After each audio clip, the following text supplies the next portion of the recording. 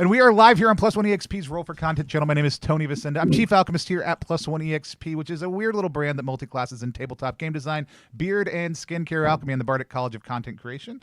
Our hope and desire here at Plus One is to help amazing designers find great players who love their games, and amazing players find great designers whose games they can love. And we do that in a lot of different ways. But for last weekend and this weekend, we're sitting down to play Stonetop with the creator, Jeremy, here on stream. It is the most fun way to get to connect players and creators together. And so we have been going through an ongoing 4-part actual play. You can catch the back episodes over on our YouTube channel, or just dive in here with us right away. We'll get you caught up and recapped pretty quickly and go find those later. With that said, we've already had a safety conversation, did a full session 0. You can find that documented over on our YouTube channel also. And so I'm going to hand things over to Jeremy to get us locked into play. Oh, okay. Or I guess we're just diving right in. We're just diving right in. I mean, I'm actually going to turn things over to Nathan and Morkant, our resident chronicler of Stonetop, to give us a recap of what happened last time. And Nathan, go ahead and introduce yourself first also, too, and we'll have everybody else. Sure, absolutely. For those who do not already know, I am your androgynous android late-night DJ, Nathan Blades, tabletop RPG streamer, voice actor, and general internet ne'er-do-well. I'm playing Morkant Chambers, the judge of Stonetop, and part of my responsibilities, both as a player and mechanically as the judge, is a chronicler of Stonetop.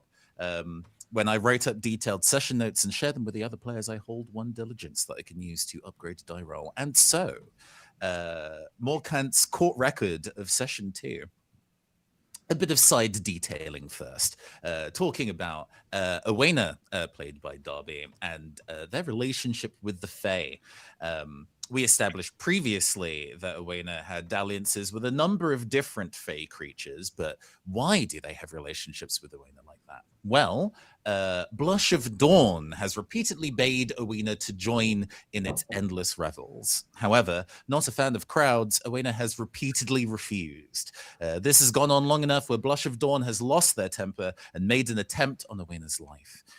Perhaps out of amusement, another Fae, the Blossom Queen, intervened on the assassination attempt and smoothed things over. Still, the drama between them is far from settled.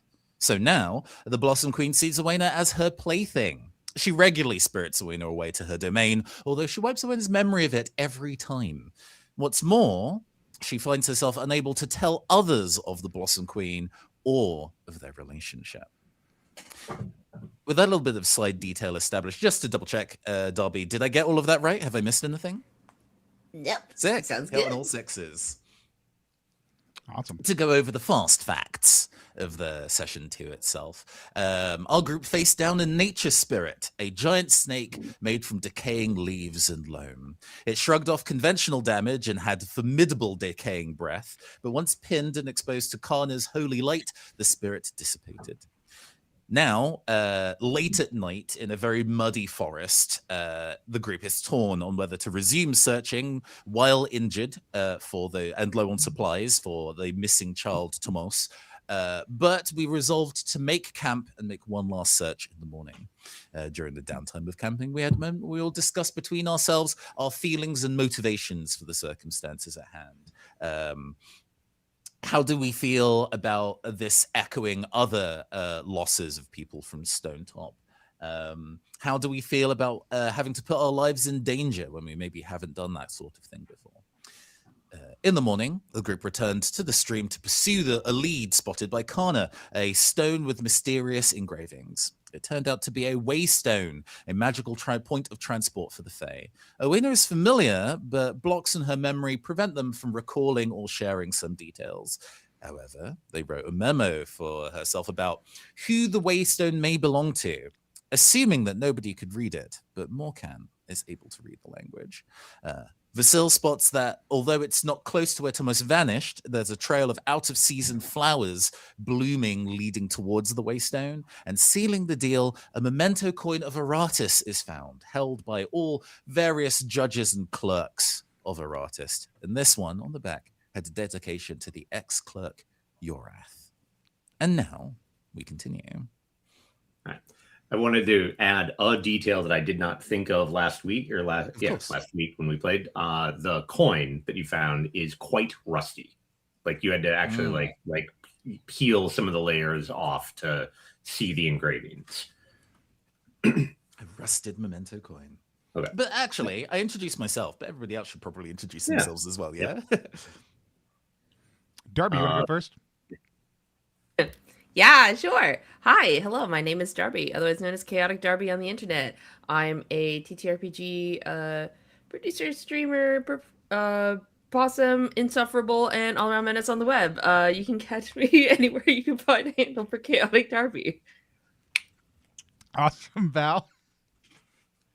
Hi everyone, I'm Valiant Dorian. I use he and his pronouns. You can find me all across the internet at Valiant Dorian or also Spirit Bear. Please enjoy that lovely treasure hunt. I just say you on. I am extremely transgender, bisexual, and I'm married to a man. Please enjoy that. In terms of who I'm playing tonight, I'll be playing Karna Hilierson, who uses he, they pronouns, who is our light bearer. With that, I'll pass it on over to you, Tony. I'd introduce myself at the beginning. It's all cool. Also, in case anybody was wondering, we might be responding to some comments we've gotten over on YouTube and some of our intros. Jeremy, why don't you tell people where they can find you? Yeah. Hi, I'm Jeremy Strandberg. I made Stonetop, and you can find me at spoutinglord.blogspot.com or at http. No, damn it. I mean, you can put that in front. It's fine. Yeah, you can put it in front. ttrpg.link/Stonetop Discord. All right. Come on by. We're very nice. We only bite a little, and we've had all our shots. So let's see here. So we've got our recap. I always like to go over instincts, just to highlight them, keep them at the top of everyone's mind. Vasil, wonder, to revel in beauty, splendor, and magnificence. Owena, mystery, to avoid straight answers and to keep secrets. Karna, hope, to inspire others in the face of adversity. And Morkant, harmony, to seek a path that makes everyone happy. All right. And a couple of just outstanding wishes. I think we did kind of hit a lot of the, like, just seeing the group dynamic. But Val, still outstanding one. I still owe you some difficult moral choices and challenging your faith and beliefs. Tony, like keep up with the blend of contrast of mundane and fantastic. And then pretty much everybody else was like, Faye, at the end of the last one. So I suspect that will be just fine. All right. So the very last scene was Morkant like holding up the coin, having like scraped off a little bit of the rust on the back, seeing Yorath's name engraved on it and saying, we have to go back to Stonetop. So you had camped overnight. I presume you guys got up fairly early because it's not like you can comfortably sleep in when you're on a rock in the woods. So you probably would have spent a couple of hours making your way back to where you like to the investigation scene, and that itself was a few hours away from Stonetop. So it's probably getting close to noon, like their lunchtime as you guys are approaching. Can I get Vasil? Can you roll me a d6, please? I can. 2. 2. The weather is, let's see here. We are in spring. Yeah, it's spring.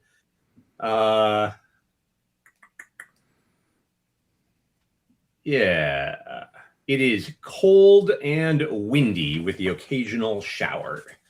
So, Morgan, definitely glad you brought that cloak, right?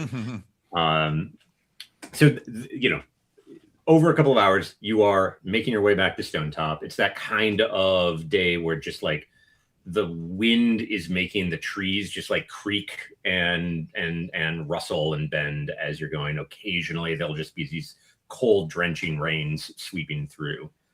As you are getting closer, I am wondering, like, have you all talked about what you plan to tell people when you get back? That's probably something that would be good to do in character. Oh God, yeah, we should think about that, huh? I am happy to have you guys do it in character or out of character, either way, whichever the group would prefer. There's a thing I specifically want to raise in character, and this feels Okay. like a good time to bring it up. So let's do this thing. Okay. Like I think because we made our way down the cliffside that Stonetop is on to get into the forest. So clearly there is some kind of very steep zigzag up the side to get back up again. And in the middle of the kind of huffing and puffing of walking up that. Sorry, I actually before you get to that, I have an encounter planned. So okay. This would be Gotcha. more like this would be more just. I will hit rewind. Terrified. I will hit rewind on there to clarify. But as we're then, I guess, making our way through these winding trees, and it's there's effort exerting. We're moving quickly, and yet still then Morcant lets out a slow exhale of air and slows pace just slightly to fall into step with Owena. So the note that you wrote down when we were investigating. Yes, what of it? I thought that discretion would be the better part of valor to not highlight the contents of what you wrote, but the Blossom Queen. You were, to remind, you were not aware that anybody would be able to read the language of the Green Lord, and it turns out that Morcant can, although they're being discreet about it. You can read the Green Lord script? By degrees. It may also translate to the flowering deity, but I think Blossom Queen is maybe what you mean.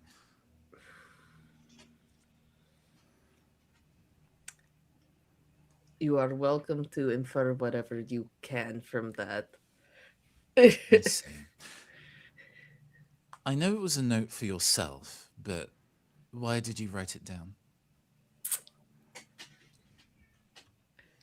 Man, tricky. I don't, out of character, I don't know what I can say or not. This is going to be fun. Absolutely. So now you have to try. This is... Let's say that I think everyone here is good enough at separating character knowledge from player knowledge. Oh, yeah. So I think it would be fun to know what Darby wants to say, and then we can talk about what actually comes out. Comes out. Oh, why did I write that note for myself? The specific thing was that you were thinking about, do I know where this Waystone goes? And you realized that you could recall 2 of the 3 places that it went, but the third one you couldn't remember where it was. And that the fact that the Blossom Queen stuff was like a hole in your memory sort of tripped you off to oh crap, it's her. And what you wrote down specifically was the Waystone is to the Blossom Queen's domain. Yeah, super subtle.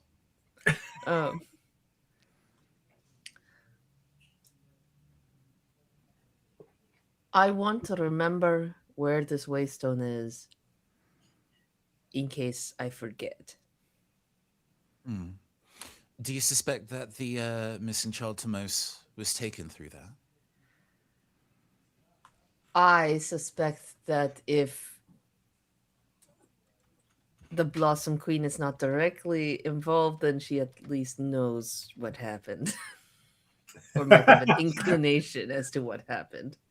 Okay, I think that probably comes out as I think, but yes, right,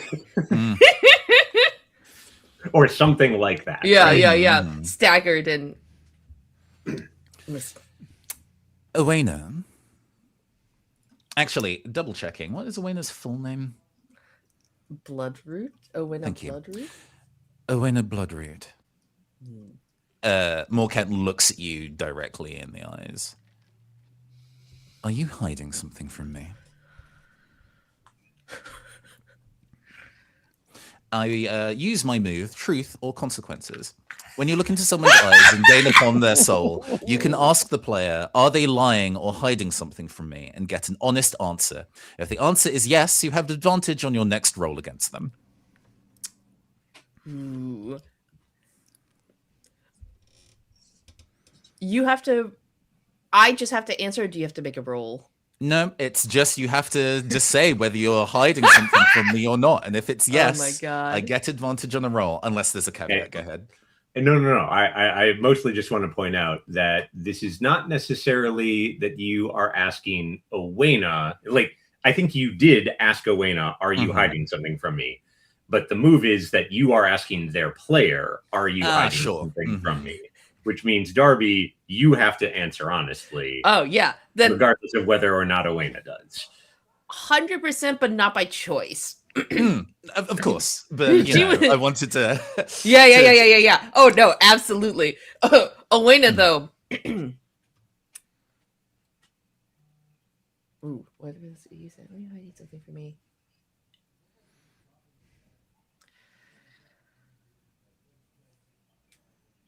Not on purpose. I'm not trying to hide anything. I'm being as honest as I can. I see. I'm sure you understand the gravity of hindering in serious investigations to Stonetop such as this. So I will take it in good faith that you are not doing this maliciously. Although I take no responsibility for how Stonetop may feel if you are holding information that could have kept residents safe. I say this for your protection more than mine. That feels very protective for sure. A thing to be aware of, maybe. I'm very acutely aware of how Tomos's guardian is going to respond to whatever information we are going to bring back. I think under this, Morkant isn't, when in this kind of state of mode, Morkant doesn't smile, isn't the kind of type to smile. I'm glad you understand the situation. Of priority, I will be speaking to Yorath. I feel that my role as a member of Aratus and he as a previous clerk will mean that the conversation will be direct, not obfuscated. Is there any particular plans that you have in mind? I feel that we are going to have to return there well armed, or at least well prepared for dealing with who is behind that waystone. I think at this point, Morkant is in general speaking volume, whereas talking about the Blossom Queen was more sotto. I assume we are going to be returning more prepared. More prepared, yes. Armed, no. It is not wise to dabble with. Besides the point, we will not be able to bring in steel or iron. This is true. These domains. So, weapons, armed, not so much. Prepared, there's only so much preparation you can do. Most of the preparation we will have to do will be in the head, in the mind.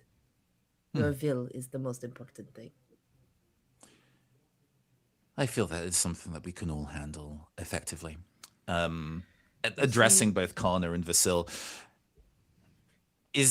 are there any people or resources that you have in mind to speak to upon a return to Stonetop? No, but I am curious to talk to Yorath as well. He said some things before we left last night about being tricked. That, in combination with the coin that you found, is the coin made out of iron or steel? Had to leave it behind. Word, and then couldn't remember to pick it up. The combination of the coin, the waystone, the children, and saying I've been tricked, sort of leans towards perhaps Yorath. It is a damning case of evidence, I do agree. In any case, Yorath is the one that holds the key, the light that we need in the shadow that is obfuscating the truth from us. Vasil, I know that Tomos spent a lot of time with your children.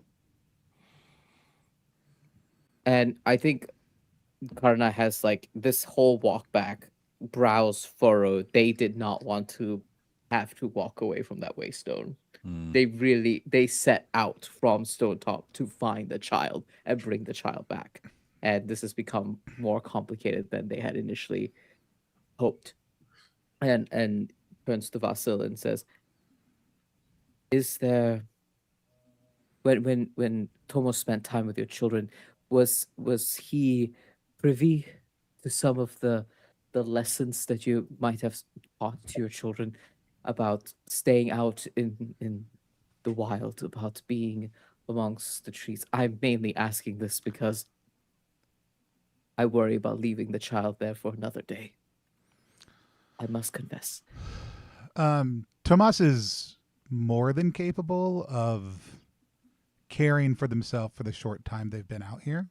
I don't know how long they would survive in the type of weather we're currently experiencing. I don't, they essentially like they know as much more than most children, having just had the benefit of time spent with my children and Vasil, I think. But like, I mean, Vasil certainly assures you of that. I think we don't have to go into details. The other thing is like, I am less concerned for Tomas' ability to survive for a few days in the wild than I am for Lowena's response when we return back without him. That is the other matter at hand. Do we agree that honesty and the laying of the facts is just the best course of action here? I agree. I think so. I mean, Yeah. there is no obfuscation that will satisfy her. Absolutely.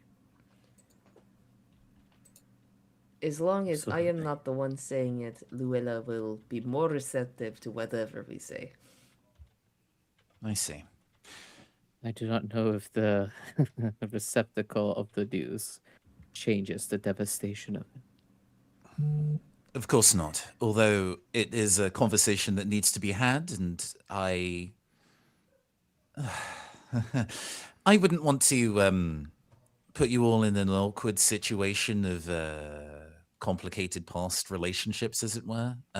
It is my responsibility as judge to be able to deliver both good and bad news to the people of Stonetop, and I am very willing to hold that conversation if that would put your minds at ease.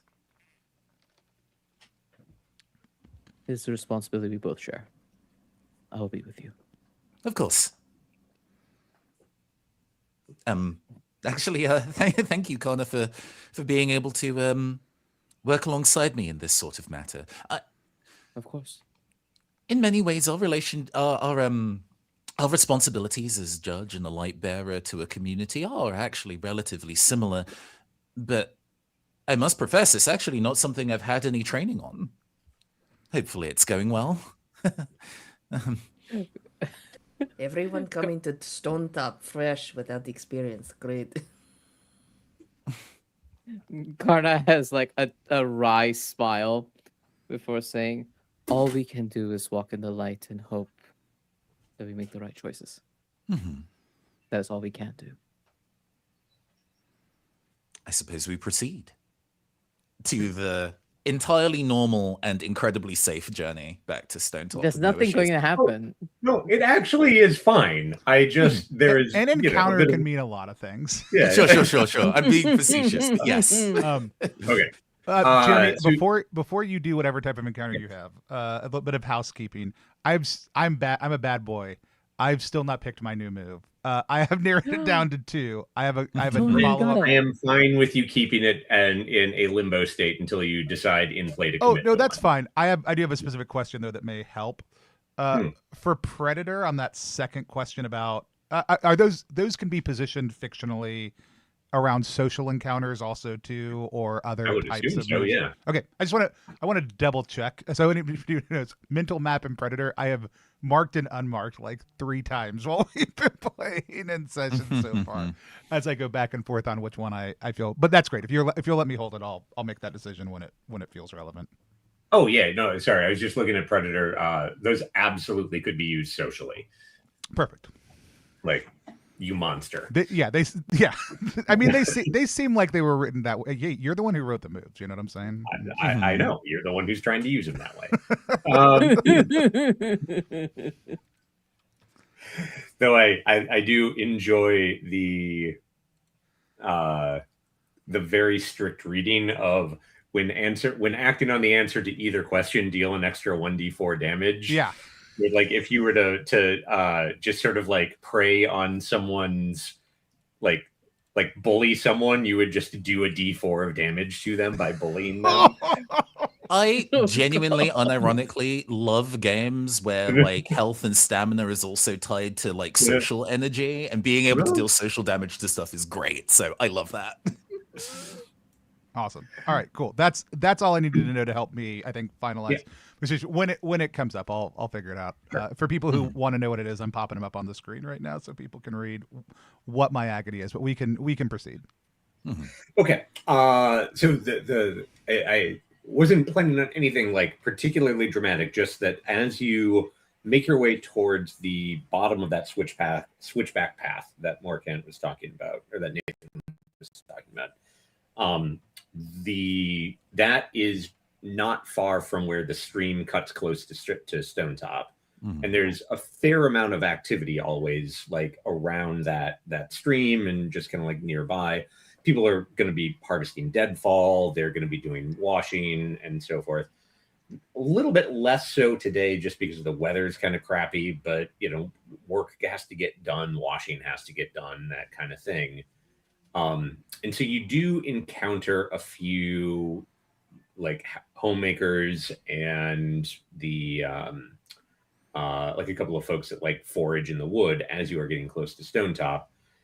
The thing that strikes Owena and Vessel in particular, you don't encounter anyone who is alone. Like everyone that's down here is on edge and with someone else, and no kids are down here. Like there's it clearly no one is letting their children come down into the woods right now.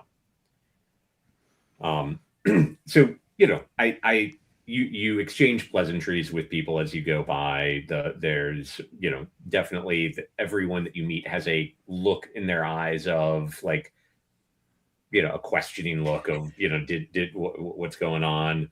I'm sort of imagining Vassal giving like a kind of shake shake of the head as making eye contact with people, and folks generally go back to what they are doing. I think one of the other like trappers that you are close to, Vassal, like mentions like what you already know. Luella is on a warpath, and be ready for things to get tense up there. All right. Owen is hugging the back of the group. Like, all right. So is there anything else that you all want to talk about before returning home to Stonetop proper? Not from me. Or do? I think retroactively just citing, I think Vassal certainly would have picked some of those flowers that were out of season also too. Oh, absolutely. I don't have anything before we return to Stonetop proper, but I will just say out loud in case I forget to do this at some point. I need to bask in the sun at some point before we set back out again. Yeah. So it's daylight yeah. hours. You have time. Just about. It is daylight, but it is a cold and windy day with occasional rain showers, and you've been in a primeval forest. So yeah, you have not had the chance to do that on the walk home. Absolutely not. Here they are. All right, so up the switchback path you go. As you get to the top, I don't know if you all want to look at the map of Stonetop. That kind of comes out at the the southeast corner of the village, and there's fields spreading out to the south. You see, like folks are out. It's noontime, so like they're getting close to noontime. So you've got folks working in the field. At this point, there's probably a lot of like harrowing of the fields going on. So just like dragging more soil over the seeds. You've got kids that are like running around in the fields, like chasing birds away and throwing rocks at them, making kind of a game out of it. And like that, like little bits of laughter that come from the kids playing, it just like almost immediately gets snuffed out as people kind of remember what's going on, or like they get like a stern look from their parents. There's just a tenseness as people are going about their lives. Has any one of the hunters or guards, like people who take turn on guard, has anyone positioned themselves like in a way that's obviously like, hey, we're stopping kids from going down, or is this more of a parents keeping their children close vibe? I don't think anyone is like on watch keeping kids away. I think it has more the vibe of parents are not letting their kids out of their sight. Excellent. Sort of thing, or not letting them come down with them. Okay, so as you like come back up and people start to notice you, there is commotion, right? Like clearly word is starting to spread. People are putting down, like some people are finishing their work, but people that like aren't in the middle of something are looking very expectantly. There's a kind of mild crowd starting to like mill towards the that part of the ring wall where the path kind of leads in. And excuse me, I think not. Well, actually, what is your immediate plan? Like, are you all planning on like heading to your homes to clean up and rest a little bit, or are you going to a particular place? What is the group's plan overall? We should probably talk to Luella, because she's going to blow a gasket if we don't. That is a thing we should probably do first. Yes. I mean, Vasil is very much of the opinion like Luella will find us wherever we go. You should go see your folks. More so than us family. having to seek her out, but it's fine if that's what everybody else wants to do first. I mean, there's also not everyone has to speak to Luella if they don't feel that they'll necessarily want to. I'm mainly looking at Owena here.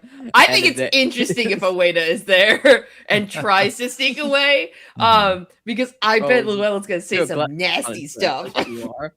You're a glutton for punishment. That's what you are. Okay. Me? No way. Yeah. So the group was generally Luella. looking for Luella in the first place. So when she comes looking for you, it will not be difficult.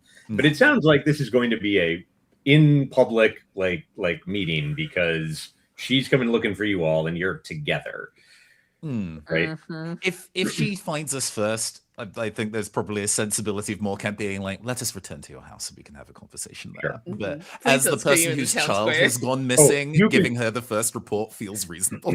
You can certainly try that, but before you get the chance, right? Like exactly. you're heading, Oh, like the God. group of you is kind of heading towards the part of town where Luella is, and you don't get the chance, right? There's like word has spread quickly enough that like a small crowd is kind of gathering around everyone. Clearly there's still that tension in the air of like everyone can see you did not bring Tomos back with you. And there's like you can hear like murmurings and like Owena, you spot like another like member of your cohort from growing up just sort of like sending their kid like running in a direction. And then not too long after that, kind of as you get towards the middle of town, Luella comes out of her house, just like sees all of you, immediately sees that like you do not have Tomos with you, and just like, where is Tomos? Where is my son? What happened? And like everyone in town basically is just watching this. What do you do? Immediately, I guess, if nobody else kind of like takes point on it, ahead. goes, Luella, yes, we have returned safely. However, it's She mixed actually news. interrupts Sorry, you. I'm sorry. Give me a second. I'm trying to Okay, think. okay. This is. Okay. I think I might want to retake that line again. No, that this was is great. That was- trying to avoid the circumstance where I'm like, and then it's like that's not what I mean to specifically say. Yes. In I character. apologize, Nathan. Let get your thoughts out, and then we can. Yeah. Well, we have returned with, I think, fortunate news. The circumstances do remain complicated, and we have not retrieved your son yet. But it is not impossible. There is still hope. Where is he? What happened? The judge has no reason to lie. Actually, I guess a world bit of knowledge. We were established like the idea of magic and everything has a general degree of unease in the general populace. What is the general perception on the Fae writ large? Sure. I would say. Oh, here actually, I have this written down.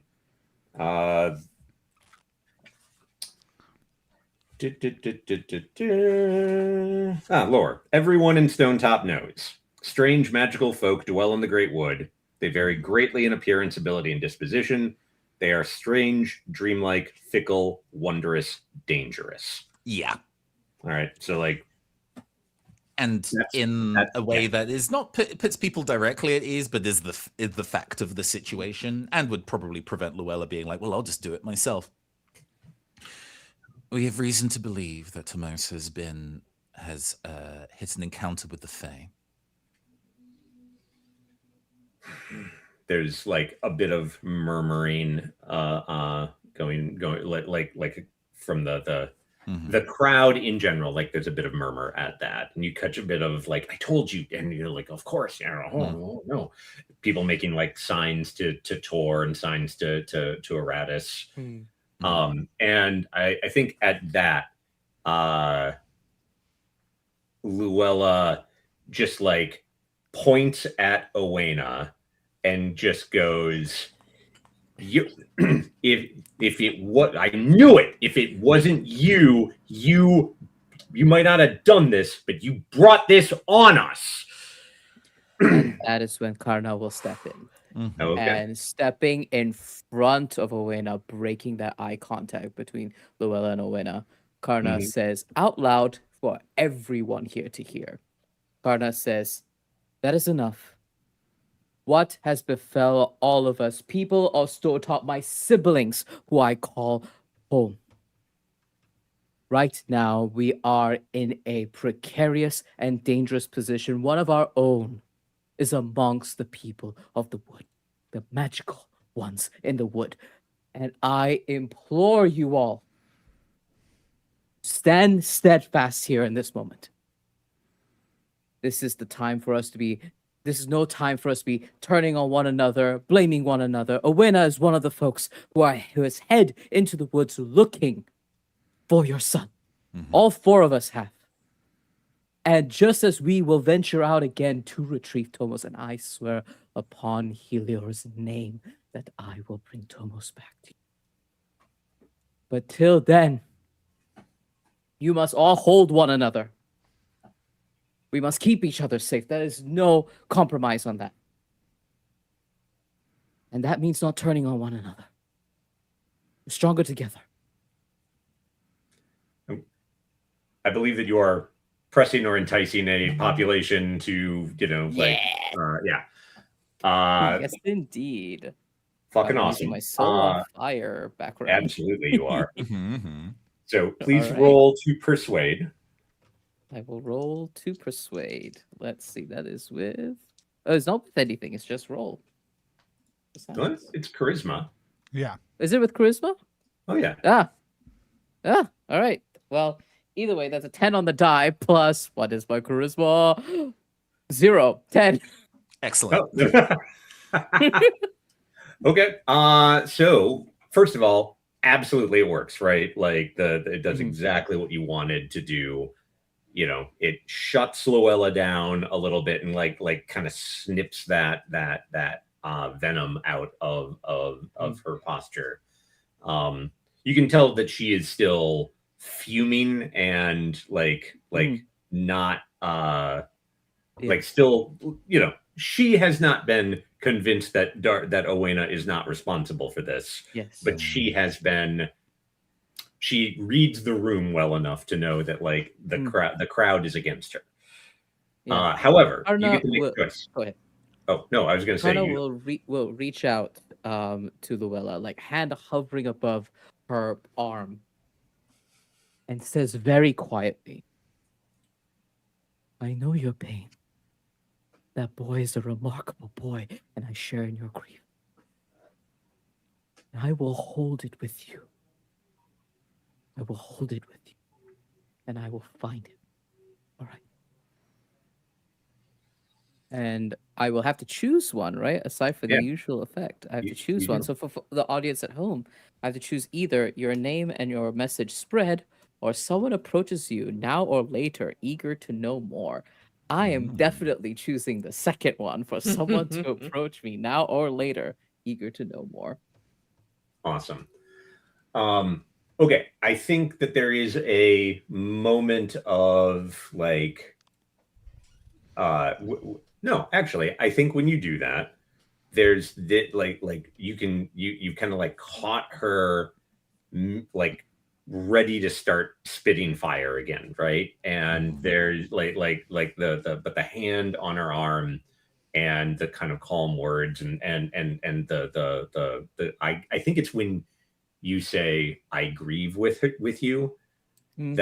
that like just chokes on her, or like her voice just chokes, and the rage just turns into like this sob, right? Just like um and I sort of imagine her just sort of like grabbing you and like the two like you just kind of holding on to her as she just starts Mm. crying and Don't be afraid.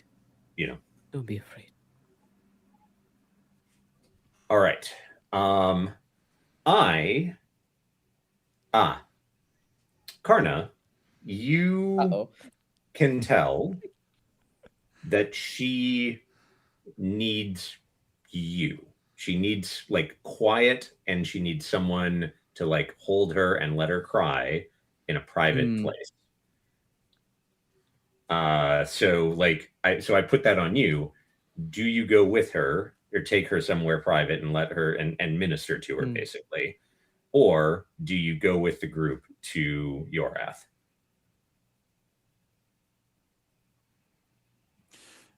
Arna feels so torn in this moment. If it I think. helps, Go ahead. I want to talk to Neris before I talk to Yorath, because she would have been looking after him, and that probably takes some time. So there's maybe room, unless you want to. I know. I either way. I think. Actually, let's make a roll about it. Let's see.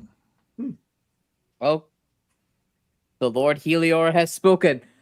I think Karna like holds onto Luella in this moment and like glances over the other three and just like shakes his head, indicating that he will remain with Luella here. Morkant looks at the like astounding job you did at calling somebody down from an emotional brink in that circumstance. Face implacable, but kind of sees this will happen and like nods very, very solemnly. It's an apologetic look he shoots at all of you. Before like speaking very, very quietly to Luella, probably to either return home to where she would feel comfortable, or to the temple where he would be, or his home, whichever makes sense. I believe we have. I don't know if that would be private. Actually, you know what? Let's go back to her place. That might be better for everybody involved. Okay. Cool. So you can like lead Luella away. I think we see a detail that I just wanted to like kind of add to the Yes. crowd's reaction after seeing this is like we see a number of people like in the town like holding hands or like holding their kids close, right? Just after that, and like the tone of the whole village has shifted as a result of that speech in this moment. Vassal, you see kind of on the edge of the crowd, Paul and Bloodwind. They're like they've got the twins with them. Like the dogs, I think, have probably like run over to them and are just like fussing about them. Morkant, you said you wanted to go talk to Neris. Yeah, very briefly. And Owena, did you have anyone that you wanted to go see, or do you want to like hang with one of these two, or is there anything you wanted to do? I don't know. I wonder if Owena is going to go back to her shack and try and find anything that she can compel, like something to trade and bargain and barter for with the Blossom Queen, something that might interest her to let Carlos go. Okay, cool. So you're going to go back to your place and search around, look for something useful. Oh, with maybe Dobri's like stuff. Books and scrolls, yeah. Yeah, see if there's anything I can find in there. Perfect. Okay. So we've got I see 3 likely scenes. There's that. There's Vassal and your family, and Morkant and Neris. Darby, I think I am going to come back to you probably last. Vassal, it feels like yours would be the most like immediate one. Yeah, I think it is immediate and probably the shortest of of the 3, potentially, or the least burdened of the 3. We'll see how mad Paul is at me for not being there through the performance, but the dogs have already headed over. I think even as this conversation was happening, once like Vassal came in largely expecting to be a target of ire, and then as soon as they realized they weren't, like just started fading towards their family. Sure. Hugs the kids, and we can do that scene. Okay, I think so. I'm kind of imagining like you and the family kind of making your way back to the home, to our house. back to the house. Correct. And you can definitely tell like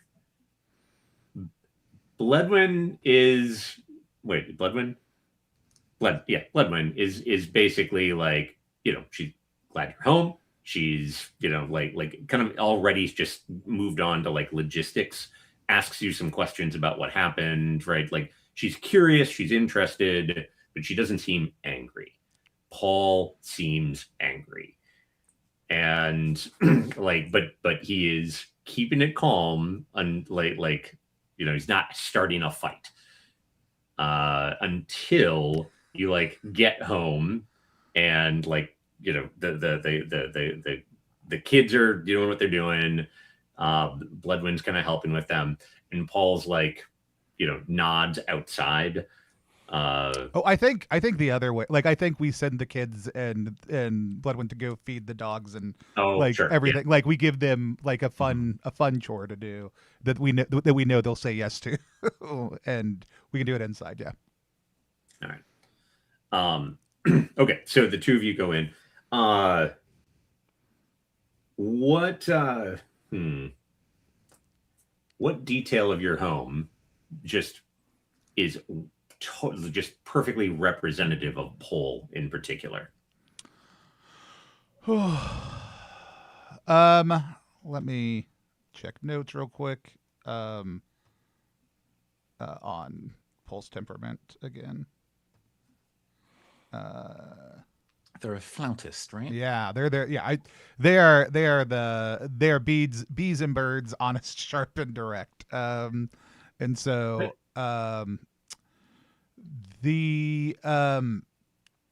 oh crap! I think you gender swapped them at some point in time, but I have gender swapped them. It's at some fine. Point. All the other details have been maintained, so we can just gender swap them. It's totally fine. Gotcha. Okay.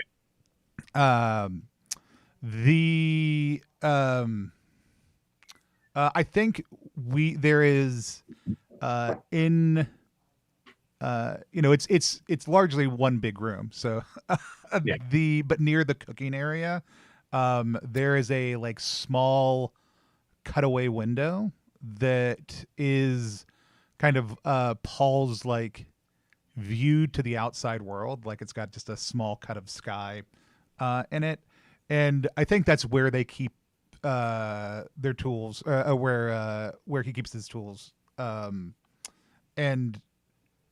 and it is a place that they will go and fidget whenever like they are anxious and angry. And I think we see them kind of immediately go over like there's wax collectings, there's like samples of like little skeletal remain, like the like nascent anatomy of birds Sure. and insects that they have collected over there, and they are mindlessly organizing an already perfectly organized like set of collections and tools.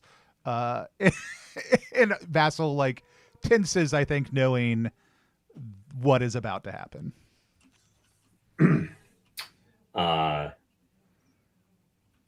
Yeah. And he just sort of like takes a deep breath or like it does a little, tinkering around and turns, like, I think like he's in the middle of doing something like you said, like fidgeting or cleaning something, and like accidentally just breaks like like maybe a little bone awl that he's got for something, and just like and just snaps it, and like I can get you a new one.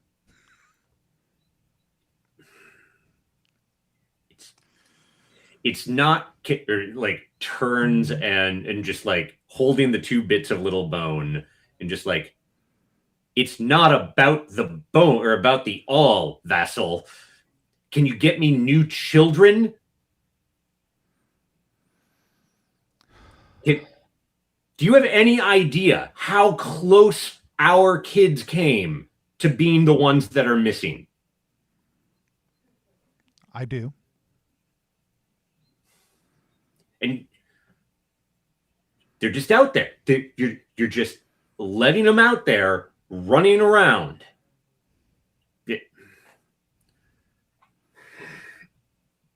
I think I closed the space without putting my like without making actual physical contact. I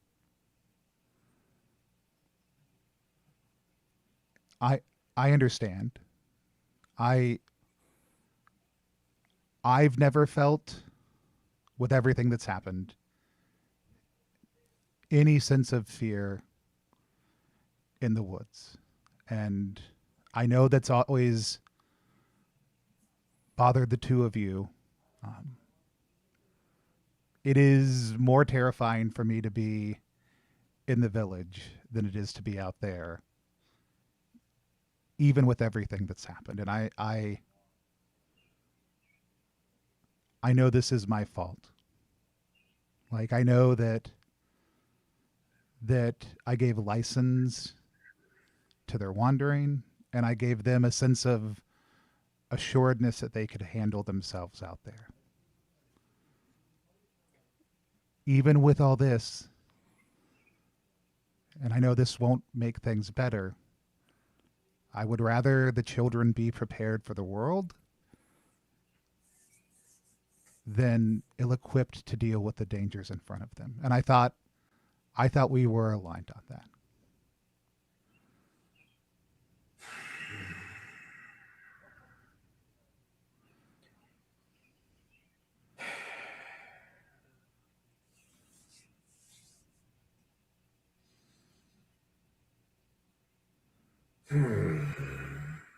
Why do you have to be right? It's not about right or wrong.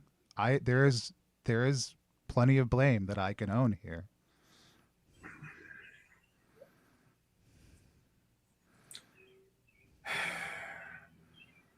No.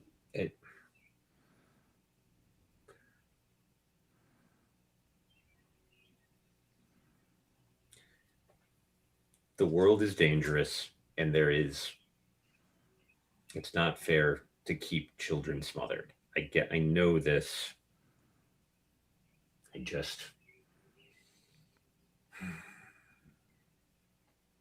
don't want to lose them. I don't want to lose you.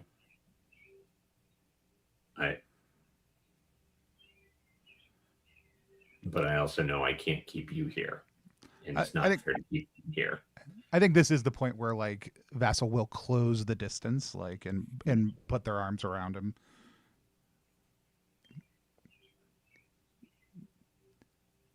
I don't know what happens in the future. I don't know whether I will come home from a hunt or not. I do believe I will, and I don't know what happens when we're gone.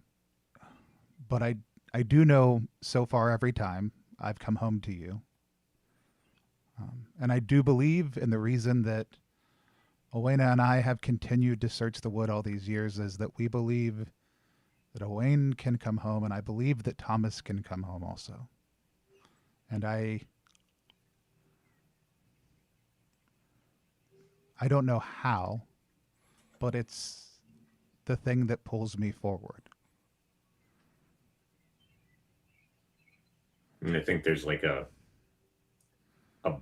like a head bonk at that, and just like a tender moment, and like a lot of the fight and just like anger is kind of like drained out of them, or drained out of him. Like tears are a little bit misty and all that. And then he like kind of just puts his hand in your chest, is like, go get that boy. We plan to. I think that's that feels good. Yeah. Okay, Morkant. I think so where do you go to find Neris? Do you go to her house, or do you go to the Chronicle? I think Morkant goes to the Chronicle as a first port of call. Neris is likely to be there. It is during kind of service hours as it is, and Morkant isn't in, so she would have to kind of fill that role in his stead. But also, I think he just wants to put on fresh clothes. He'd ideally want to take a bath, but there's no real time for that. But at least wearing stuff that's not soaked in mud will keep his sanity high. As you kind of go in, I'm sort of picturing like the aviary, right, with the birds. How do you, when a new bird arrives, how do you know? Is it just like you check every day, or? Checking every day makes the most sense, especially with the kind of like technology level we have. It is very funny to me. Or it would be cute to me if there's like a hatch in the roof of the aviary where that opens one way, so you can swing it to go in, but it doesn't swing the other way to go back out. And in an almost, I know that American post boxes, they aren't like this in real life, have the little flag that you can put up to kind of highlight. So the mechanism, when a messenger drake goes inside, it knocks up a little kind of stick so you can tell that a drake has come in. I love that so much. Okay, there's a message up. Trudging up to the Chronicle, covered in mud from the knees down minimum, and probably just a mess otherwise, and is so ready to change clothes, and sees that there's a message. Well, we'll deal with that first, shall we? I wouldn't want to keep Arrowhead waiting. I hope Neris fed him while I was gone. He goes in to check. Okay. So when you go in, they're like, first of all, Arrowhead makes like a big I know, I'm back. And as you like just like pecking at their enclosure, or at his enclosure, and then you notice that, like, kind of looking around, there is a brightly feathered, like just strikingly like bright feathered bird, or Actually, no, I think it is a bird, not a raptor. Okay, not a Right? drake. And it's a Wonderful. brightly feathered. I think we would all recognize it as a parrot, Mhm. right? And it's like a big parrot is in here with a like a little like a fairly thick bit of parchment wrapped around its leg, Mhm. and like you have never seen a bird like this before. Yeah, I think he stops to marvel for a while. But yeah, what a fascinating creature. Oh, Karna, Karna. huh. It just like Fascinating. I'm going to have to ask Neris if she's got information on this particular bird on file. He goes over, gets the nice feed, and kind of like makes up way up to the kind of like receiving pen in the aviary. There. Come here. Karna. This is. Mhm. I'm not Connor, but I can pick a mess. I can send a message on and gently puts on the falconer's glove. Gently places a hand inside to see if the parrot will let him kind of retrieve the message. Yeah. The parrot's like actually as you reach in, the parrot like sticks a leg out, like with the things on it. I think that heart is in character of just like, wow, well trained. Removes. All right. Well, no. Pause. Common sense, not reading other people's mail, takes it, does not open it, and will give it to Connor direct.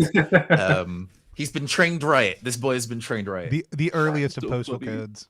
I don't know. I know it's probably a whole anachronistic thing, but it brings me joy. That's great. Anachronism and RTTRPG? No way. But with that kind of like gingerly held, makes his way like into the Chronicle direct.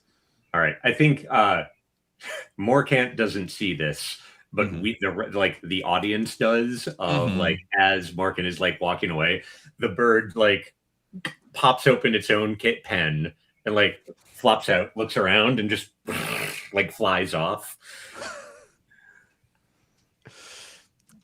They train him different out there. Is Neris in when I enter the so you get in there, and the door into the Chronicle space is ajar. Or actually, no, I think it probably just like swings closed naturally, right? Just because it is like there's preserving magics and so forth. But you see like Neris's stuff, right? She's like clearly has been here and or like has arrived for the day and like left a couple of things out there. Like and she's in the back and I am not because I cannot. Neris, are you in? Oh, yes. Just a moment. Hold on. And you hear like a rummaging of like. Well, actually, I think you probably hear. Well, oh yeah. She says, "Oh, yep. Come on back." Oh, wait. Sorry. Hold on. And it's fine. Take your time. And then I kind of imagine you like getting the muddy boots off or the muddy like there's a little bit of walk and talk where she makes her way out into the main area. Morcant looks like shit. Morcant says, I need to change. Would you mind putting on some marsh fern tea? And there's like a little folding screen in the little bedroom corner of the Chronicle that Morcant steps behind. We fully get the clothes that flop over it as the changing animation of this video game kind of occurs out of line of sight. Steps in fresh clothes, exactly the same as before. That's so much better. How have you fared, Neris, while we were gone? She's clearly got like ot bags underneath her eyes, right? Oh, stars, like, have you slept? No, Yoreth was up. Well, he came home very drunk. I think that her like yeah. So I had to wash him, and Magda helped, and so did Tefney. I left him with Tefney, but no, it was rough. But I've been. Oh, right, T. And like, goes into It's take your time. He doesn't. The conversation continues while like the tea is being made. the gist that she has for you is that she's been here since since Yora finally like calmed down and settled down, and she was confident that they weren't going to like get sick and like hurt themselves. Neris made her way back here and has been like pouring through the Chronicle, looking for stuff related to the disappearances that, like the disappearance of Owen and kind of like other times when people have gone missing. And but she's like, and the weirdest thing is I know I've heard the story of when Fatima disappeared, like that we know that happened. I cannot find any record of it anywhere in the Chronicle. It's not, I mean, it's a big place, it's a mess, right? But you'd think I'd be able to find it. Well, I can't really speak to Kassur's organizational information, but that is very strange. I do have maybe some angles onto which could refine your research a little, which I'll skip over that because there's more of an emotional core, but specifically Morcat highlights like, the Blossom Queen is apparently likely involved. We know that a Waystone was likely involved, and the process and looking into the processes of being able to travel along one. Have there been any other Fae-related disappearances on record, or that kind of like angle? More importantly, though, it was really impressive.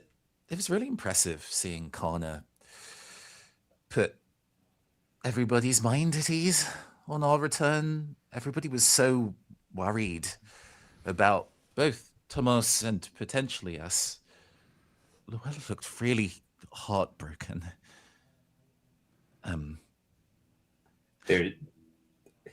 She's got this like look of this is kind of a surprise to her.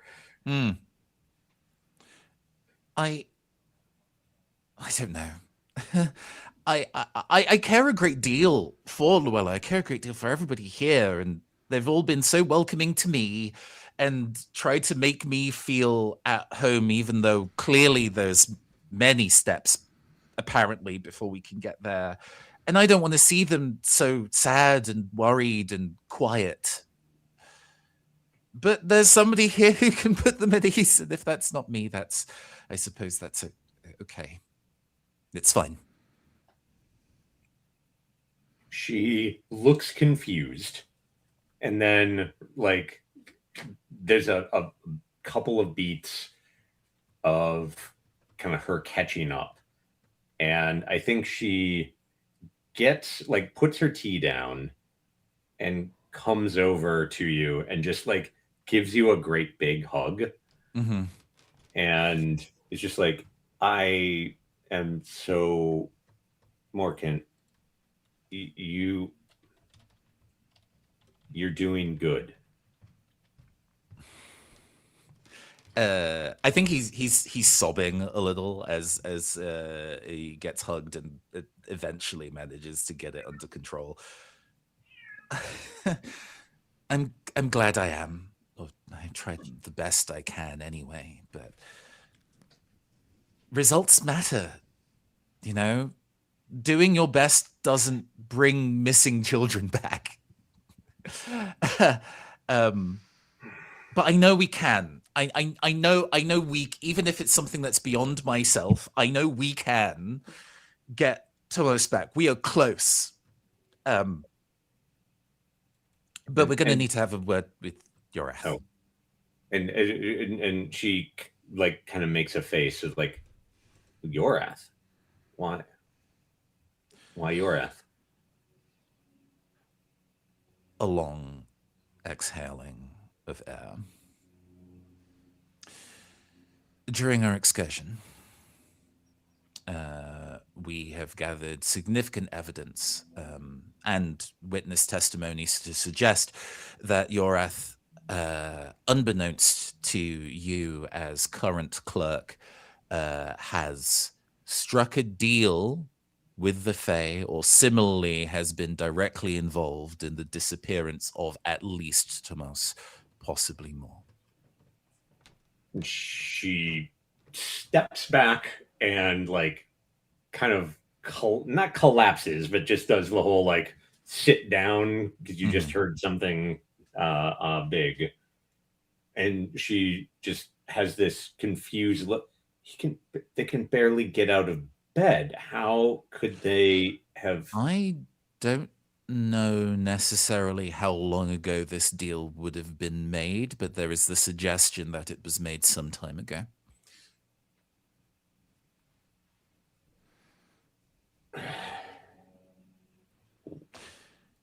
As a matter of the Judge of Aratus and you as a clerk of Aratus, we need to ensure that the tenets of Aratus haven't been broken by one of our own.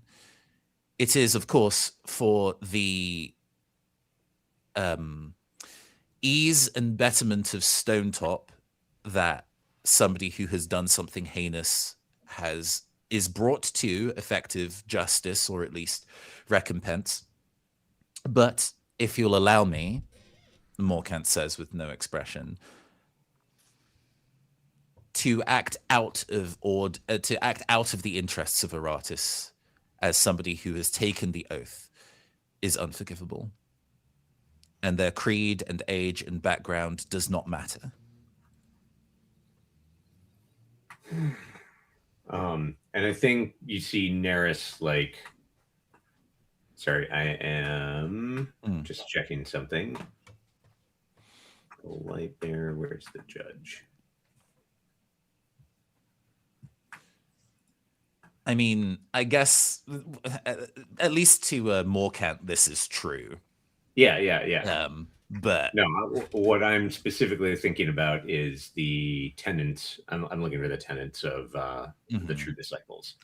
Oh, yes. The ones that I marked was truth, honesty, and forthrightness. But more specifically, because part of being part of the law that we've set for this version of Aratus is being a hub of the community. Yep. And I think that specifically is being broken by like sacrificing members of the community for some reason. Yeah. I think that one's pretty much right up there on everybody's like, thou shalt not list. But no, okay. I think I think the way that I would like to end this scene is Neris like kind of firms up her face and like looks up at you, and then like we did in school, walk me through the case. Right. And it like absolutely. And we don't need to play that out, right? But it happens as the camera fades out. Love that. Okay. Owena. So we find ourselves in your hovel, right? Your overrun, like falling down home that is 50% herb garden just growing out of the sides of the building. Yeah, just like planted things in the cracks.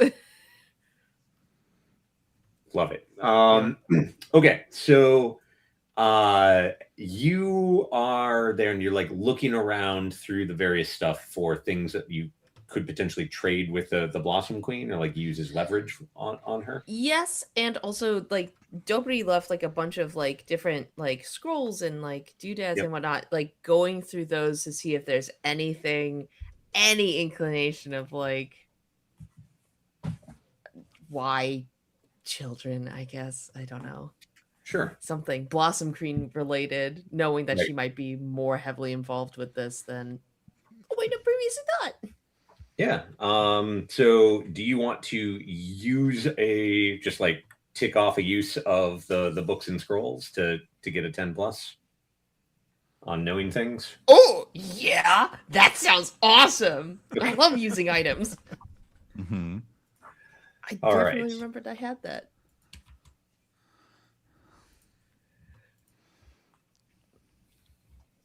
I want to know things. Okay. So, let's see here. So this would have been Dobry's kind of like a combination of Dobry's own notes, but mostly it was like lore of the Green Lords Mhm. that they preserved or that he preserved. All right. So you're like basically you're looking for an info dump on the Blossom Queen, it sounds like. Mhm. Okay. Yeah. I think that you find, let's see here. Um,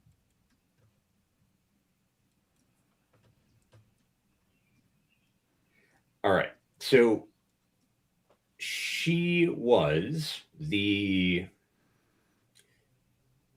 created or bred basically to create and preserve. She was one of a number of fae that were born and created to create and preserve the afterlives of the Green Lords. And like, so that's kind of like what her shtick is, right? Is like creating a whole realm out of the Fae stuff and in the Fae or a Fae domain, and like basically preserving it, making it, running it for as a place for the soul of a Green Lord to live indefinitely. Mm-hmm. You, I think, kind of I think you find a few missives that were written from one Green Lord to another about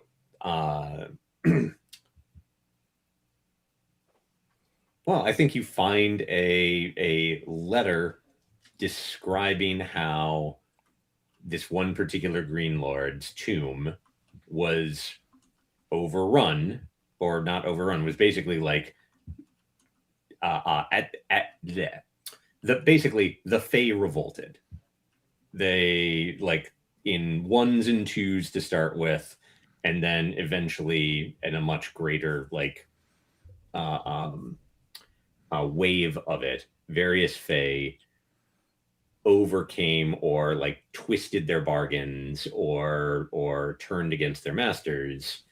And I think you find a missive in particular, like a description of how a character that is like you recognize as the Blossom Queen, like probably not called the Blossom Queen at the time, but that you recognize clearly as her, didn't just like overthrow her master, but imprisoned him and turned his afterlife into her own domain, and then proceeded to like rally other Fae to her, and so on and so forth.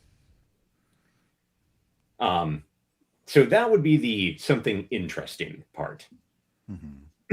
I think the something useful part is actually less something that you find in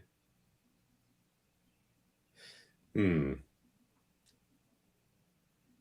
I'm not entirely sure how exactly you would find it, but the details that you get are that she had a consort who went by the name of, where is that? Tom Bulgander. So Tom Bulgander, but Tom Bulgander, who was like one of the servants in that afterlife, but like ended up becoming a consort and a whatchamacallit, like a guardian and an enforcer of the queen, kind of effectively became her right hand. And after the rebellion won, basically, one of the other Fae tried to assassinate her, and Tom took the blow. And since then, she has basically like never been the same, right? And so if you kind of think back to it, you're like, oh, okay, yep, this kind of makes sense, right? Just sort of like constant revelry, attention flitting, moodiness, not really like having an agenda, just sort of like whatever catches her fancy. It's just like this constant, eternal, like diversion, right? From her own like guilt and emptiness and loss. So like particular details, you know that she is powerfully tied in to the Fey domains and like the paths that connect things. You know that she has access to like some serious Green Lord mojo. And you know that like her domain would itself be like centered out of a tomb of one of the Green Lords. Interesting. Tom Bulgander, was this a human or a Fey person? Is this your follow-up question? Yeah. Oh, actually, no, I don't. I'm not. No, this is just clarification. Tom Bulgander was another Fey. Okay. Was another Fey. Yeah. He didn't have children, did he? Children who might not have stayed in a Fey domain? So you do have the ability to ask a follow-up question since you are technically knowing things about one of your areas that you're well-versed in. This is true. If you want to ask the question of did they have children, I will give you an interesting answer. Yeah, I would love to know if they had children. They did, and that same child was killed in the attack. Interesting. Cool. Yeah. Just while Darby's processing that for the stream, I want to tag out that the mechanical flow of that was using the know things move. Darby using a 10 plus by getting a 10 plus by marking the books that are in your inventory, and then well versed since you have the Fae and other strange ways marked. When you know things about one of your topics, you can ask a follow-up question even on a 6-. I've showed most of those moves, but I want to call out how great of a combination that was of things within the build and the design also. Yeah. All right. Little combo. Interesting. All right. Awena's.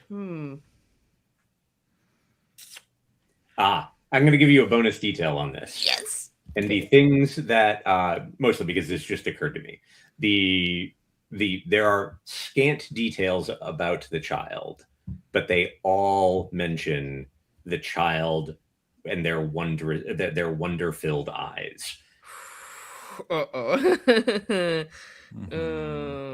Okay. What's a way to particularly eyes wide of the world? Yeah. Interesting. Cool. Excellent. Okay. Do we want to like regroup on the whole conversation with, or rather, I guess I turn this to Nathan, but I'm interested in the group. Obviously, to me, the next scene would be Morkant going to confront Yorath. Yeah. Do you? I think the rest of the group knows that is a thing that Morkant is going to do. And if serendipitously we just kind of roll up en masse of who wants to be in that scene, I'm into that. We don't even need to speak. We're so in tune. Yeah. So like if anybody wants to have a reason for their character to be there, I think that I'm fine with that. Owena would want to be there especially just given where Yorat's coin was in relation to a Mhm. waystone, just particularly parsing out any maybe Fey shenanigans that was maybe played on Yorath. Cool. I don't think Vassal is going to be there. I think this is home time for them, knowing that they will probably have to go right back out. I will Sure. probably play with the dogs, but it has not been a long time, so I do not get to mark loyalty, I don't think. No, I'm actually fine with that. Are you okay right? with me spending some time? No. Like this is a distinct, meaningful thing. You are spending Okay. your home time. Cool. Like, playing with the animals, and I assume with the kids as well. Yeah. Okay. And what about Karna? Do you think? Fantastic question. My actions are based on the presence of the sun. Is the sun out? Yes, I think that like as the day wears on, like there becomes like an opening in the sun or in the clouds, like enough for you to like go out and bask in it, but you don't necessarily have to just do that. Like if you want to have a conversation. I think after that moment with Luena, Karna like steps out, like heads to the pavilion of the gods, just kind of like sits on his knees and like stares up at the sun. And as he like basks in it, we see them kind of just mutter to themselves, Lord Helior, I am such a fraud. I'm such a fraud. I say words and I do not have the answers. I just say them in hope that they come true. Leading on falsehoods and pretense. Help me. And he's just like, he just sits there, basks in the sun, and I think he will eventually join Yorath after that hour, but he'll probably be delayed. Did you say though that you were staring up at the sun while you were doing this? Yes. I could do that thing. Your new move? We can do that thing. Yeah, I was planning on doing that later, but we can do it now. Ooh. We can do that now. Let's do that now. Fun fact, folks. Yeah. There is an incredible move that I just got during our level up call, Helior's Unblinking Eye. When you stare into the sun long enough to lose your vision, name a person or place that you know and roll plus wisdom. On a 10 plus, you briefly glimpse your subject as if from great height and choose 2. On a 7 and 9, you briefly glimpse your subject as if from great height and choose 1. We will deal with the options later based on my roll. We will roll. The subject I will name a person. Okay. I'm looking for Tomos. Yeah. Okay. Let's do it. So yeah, roll plus wisdom. That went out of the thing. 6, 7, 8, 9, 10. I'm rolling well today. Plus 2. All right. 10 plus. All right. So I get to look at them from a great height. Choose 2. The options are the glimpse lasts as long as you wish. Your point of view shifts to a very close range, and you recover your vision quickly. I am a glutton for punishment. I will have this be a glimpse that lasts as long as I wish, and that the point of view shifts to a very close range. Okay. So the first view that you see is you are looking down on the Great Wood. And it's like deep in the wood, right? Like your peripheral vision is such that you could not, like you, Karna, could not possibly pick out like any landmarks from this that you would recognize. So you're looking down deep in the sea of, well, it's not, well, I guess it's spring. So we're probably in that part where it's just like pale buds just starting to come out of all of the trees. And so it's this like brown and pale green smattering just as far as your vision can see. And there's a clearing that you are looking down on where there is this dome of like you would have just assumed that it was a hill. And you are looking at this hill. And as you kind of like zoom in closer to it, you start to see that there's like blocks of worked white stone just like muddy and covered in grains or covered in soil, just kind of like poking out of the sides of the hill. And kind of growing around it are these enormous trees, just like large and gnarled trees that as you kind of like get closer to them, you start to realize that they are grown in the shape of like sentinels, right? They are like they're not carved like this. They are actually like grown in the this shape of like figures standing and like looming and facing outward. And then like there are bits of branches that have like grown out of them clearly since they like stopped being tended. So they're kind of half feral grown statue, like growing statues. And I think we see your vision like the vision kind of moves down, and there's a kind of an opening in the mound, and you realize that it's not a hill; it's an actual like mound that has had stuff built, like just the soil build up over it. And we pierce like there's this shadow, and suddenly like it just like and the light shifts, and suddenly you're in this very watercolor sort of vision or like place where you can't you don't even have the vocabulary to describe all of the things that you are seeing, but you do see a tall, like kind of almost impossibly thin, like just impossibly regal woman with eyes that are a little bit bigger than they should be, and they are multifaceted, like bug eyes, never unblinking. And this woman just sort of like her just radiates this kind of iridescent, almost dragonfly, like sheen all around her. And she's just like this tall and thin and like cold faced entity. And she is dotting on Thomas, surrounded by like a court of individuals, this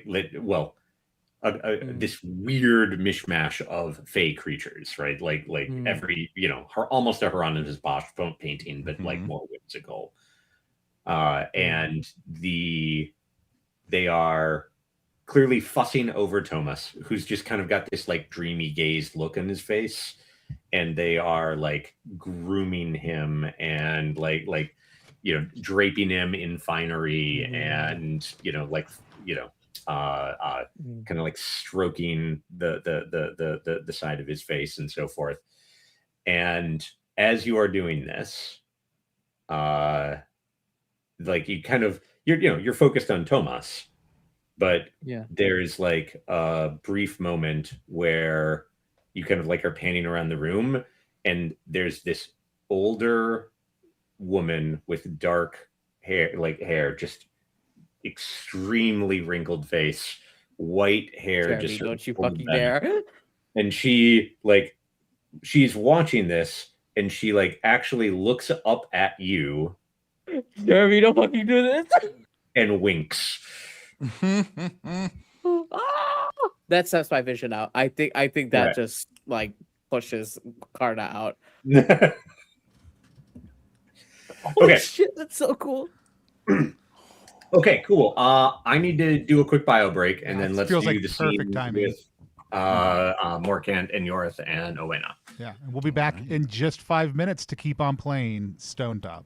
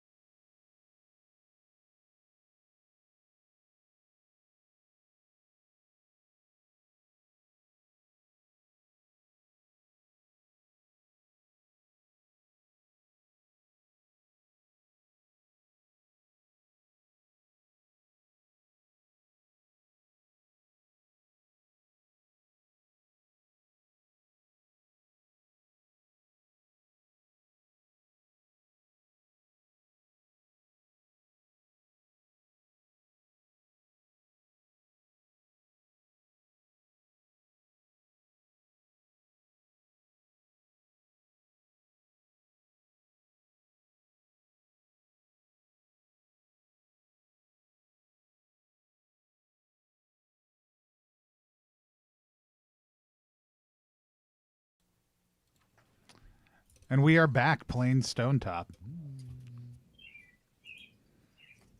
All right. So Morcount, you and Neris make your way to Neris's house, right where Yorith is. Yes, currently being looked after by We're actually going to say Tefni. Tefni. Yes, it was Tefni. So Tefni being the sister in waiting of Helior. Mhm.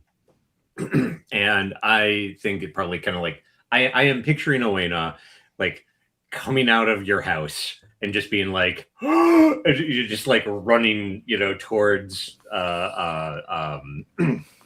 probably the Chronicle or whatnot, and sort of countering the two of them on the way. Oh, Owena, do you look well, the aura is relatively excitable, but have you found something?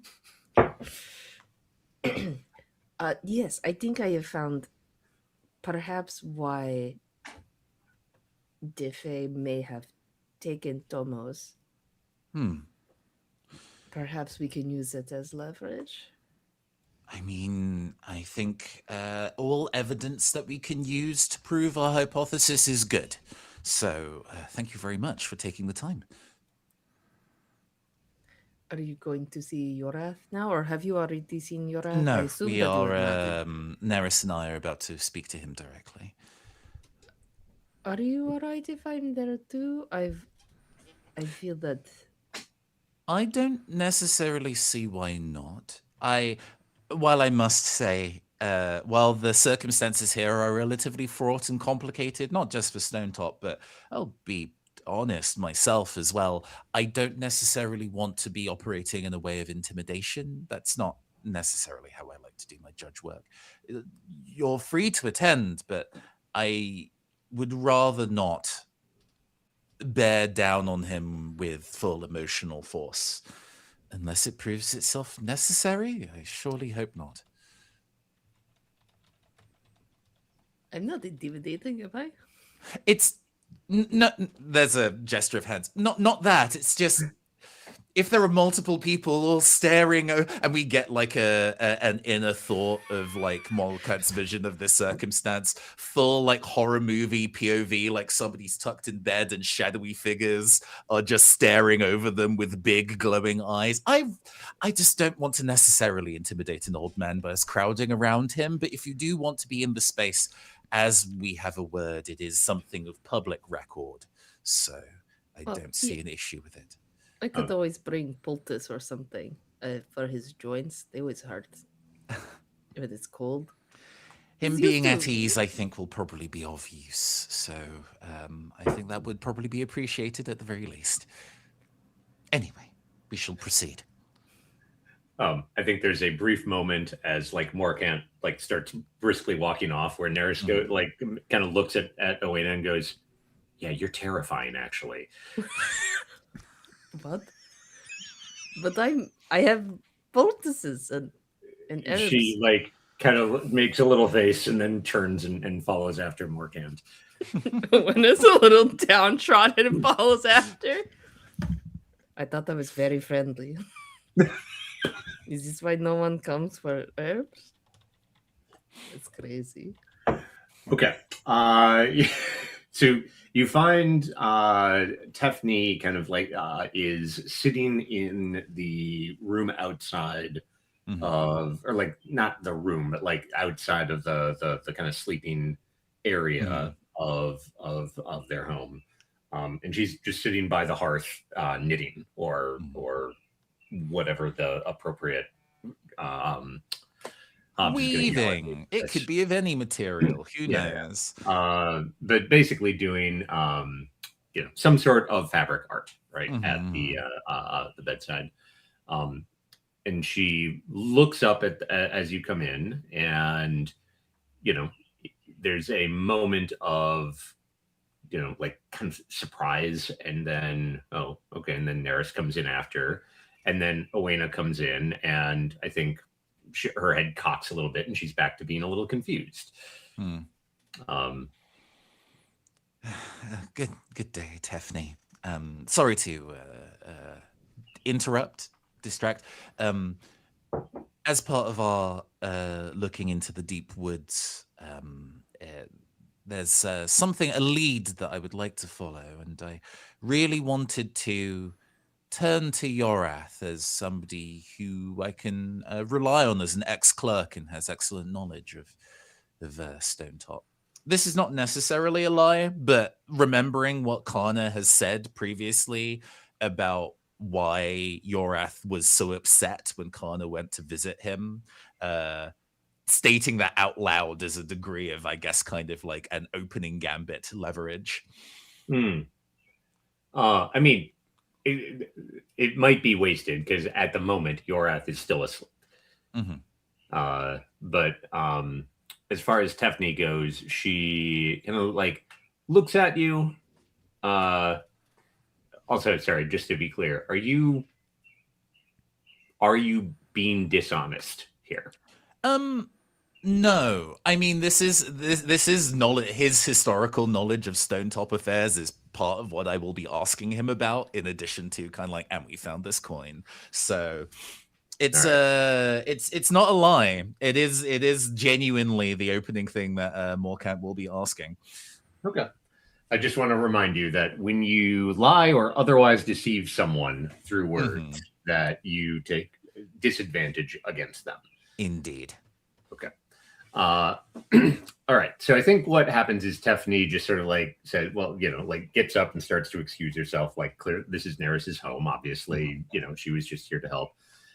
Says that he was in a bad way this morning, hungover, dehydrated, etc. He's been sleeping it off since. Has not like has stirred a few times in their sleep, but has not really been cogent in any way. But like nods at Owena as the healer, is like, I'm certain that you can minister to him as much as you need. I shall go and see that you are back. I shall go and check in on Karna. Thank you very much. Much appreciated. Okay. So what do you like, as she said, you've got an old sickly man in the bed. Yeah. What do you do?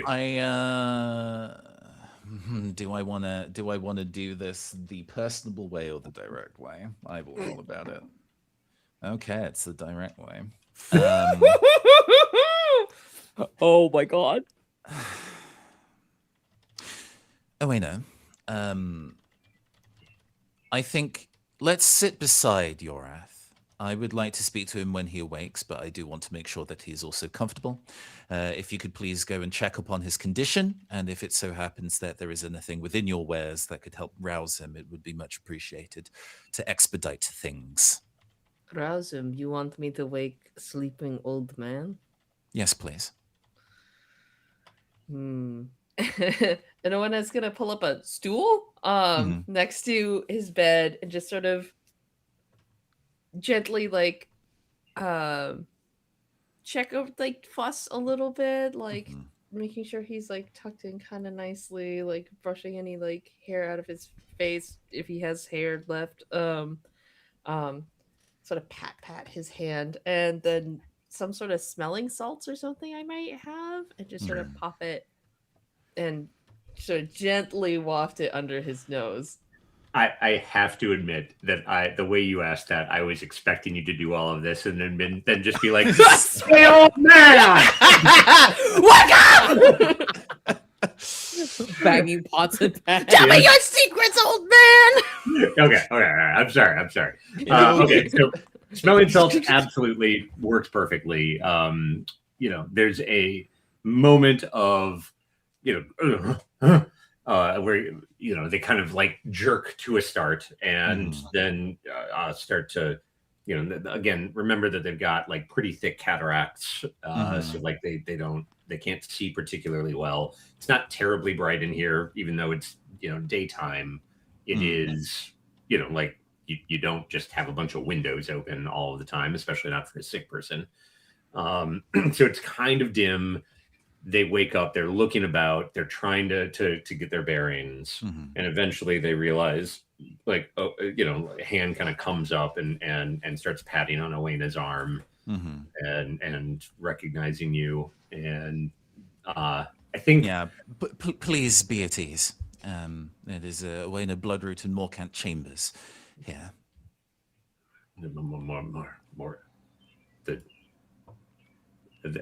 there's a squinting, and you can see them kind of struggling a little bit, and like the I the am judge. currently acting as a judge of Stonetop.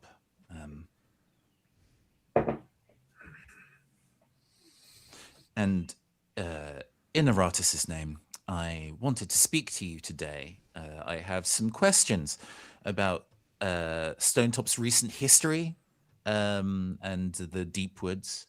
And I thought that your knowledge and expertise as a previous clerk of Aratus and a longtime resident would be useful.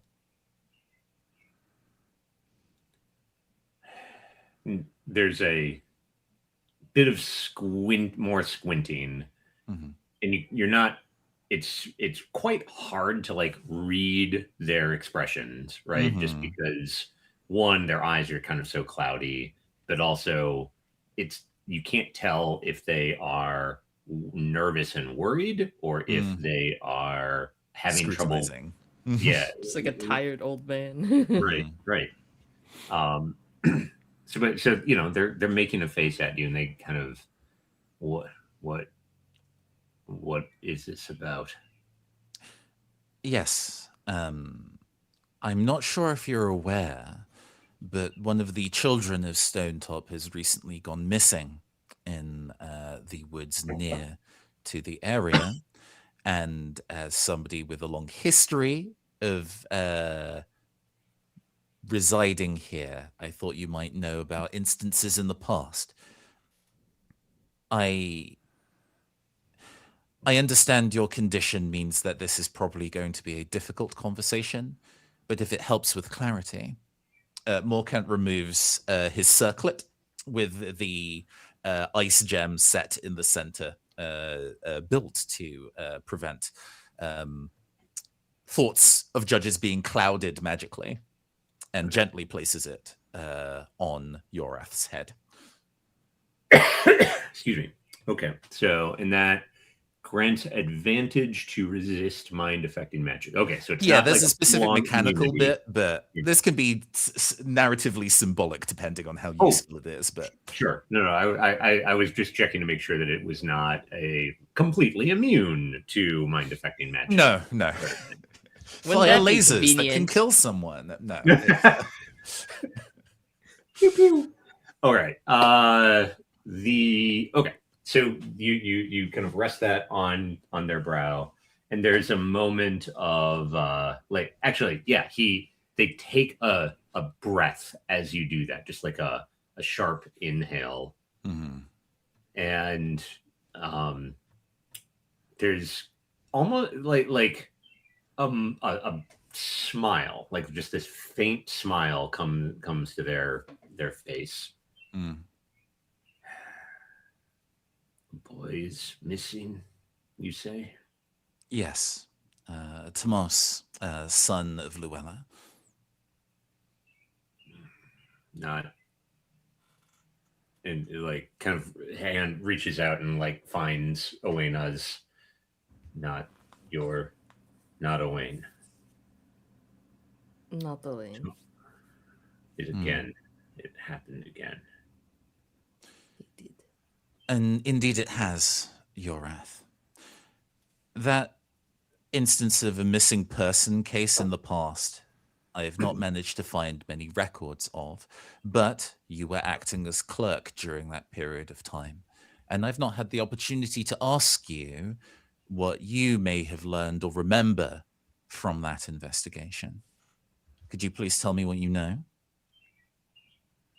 Of Owain's disappearance? Yes. Did you go to look for him in the woods? Not I, but Casser would have, or Casser did. I took his notes. They start to basically kind of regale or relate the story basically as you have heard it, right?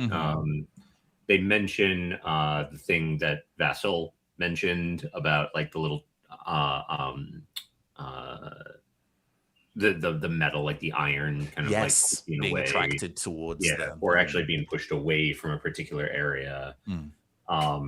They the details are very fuzzy and disjointed as they kind of relate them, but they clearly know the story, and they clearly like recall many of the details. They're not.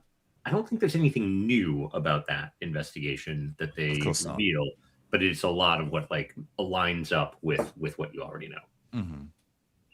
I see. Morkant writing this down. Unnecessary. It lines up with the evidence we already have gathered. It's just that we made our own investigation into a similar area, if not the exact same. And we found something, Yorath. Something of yours. I produce the rusted coin and place it in his hand so he can feel it.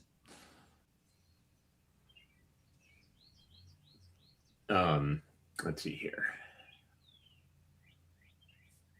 Sorry, let me look at my notes. No, it's all good.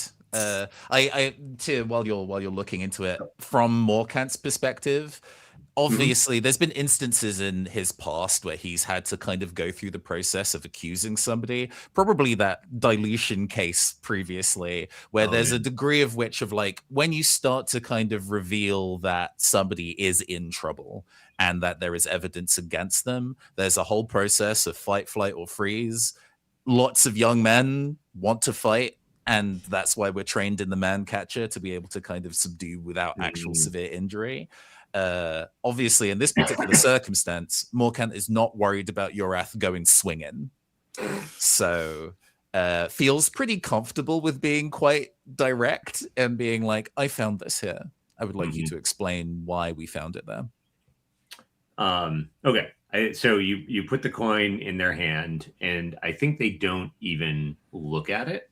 They just sort of like their hand closes over it, and there's they close their eyes, and they start to take a deep breath, and then just start like just like they have this kind of racking cough, and then they start to just kind of roll. Like as it begins to subside, they just kind of like roll over on their side and are kind of like not really responding to you. Yeah. I think One is patting his back. Still in the process of being implacable, Morkant just looks at Owena being kind of like, this is why you're in a position to be here and assisting, because I can't medically assist with this. Please proceed. One is like patting his back and like, you know, helping him cough, like I guess burping, but like for coughing, I guess. Just Yorath, when was the last time you were in the woods?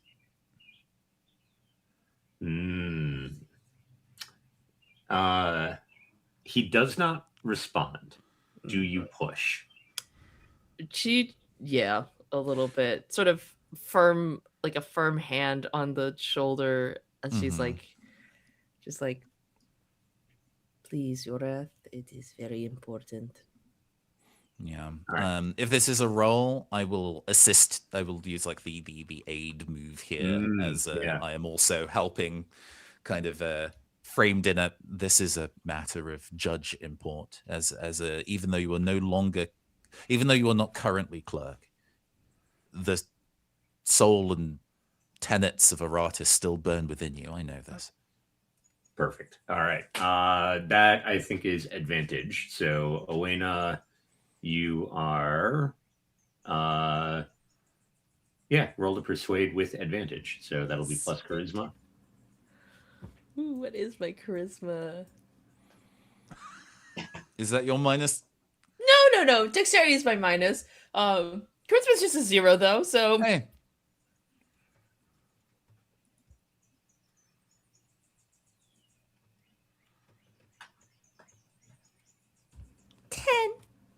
10. Wow. That's what we're talking about. That's what we're talking about. Dream team. Let's see here. Okay, so on a 10 plus, they do what you want, or they reveal the easiest way. I think at this point it's probably that they will do what you want, and I think it is in fact Morkant's like invocation of Aratus that like kind of puts them over. Mm-hmm. And I think so like I think when you say that there's this like sigh, and they kind of like start to actually no, they don't turn back. They just start talking, facing away from you. Mm-hmm. And they let's see here, they say it was the end of last summer when I was last in the woods. I just wanted the pain to stop. I wanted to be well.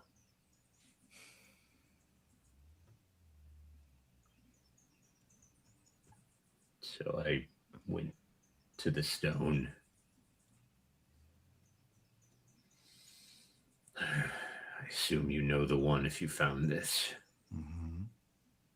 We have. Please continue.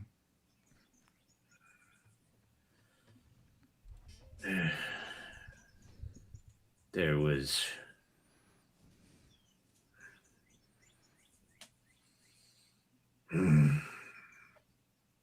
many long ago,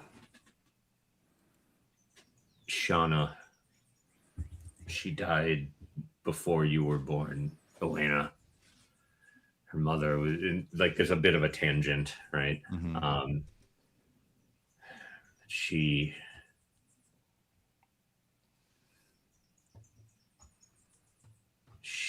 called the Blossom Queen and made a deal.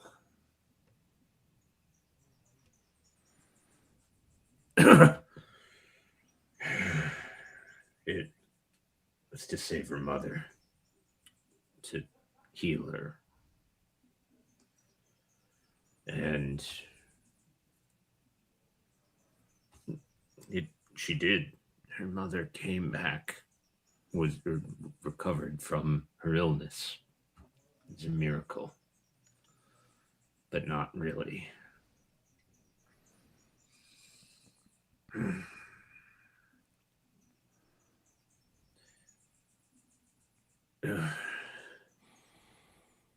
You'll they kind of like gesture. Neris in the under the, it like gives them some kind of direction of and that and then Neris asks a couple of questions. Is like they're clearly telling them where to look for something in the chronicle. Mm-hmm. You'll find the record, but I just wanted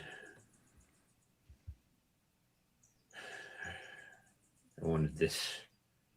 And again, they just kind of gesture to go away. I wanted it over. I didn't think I was tricked. What did you trade away?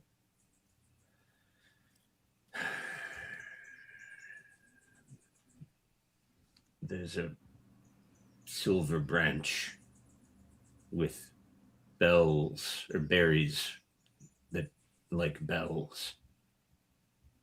It's kept in the chronicle. It was dangerous to mortals. It would make their cares go away, but also their self. Mm-hmm. She wanted that, and I thought Fine.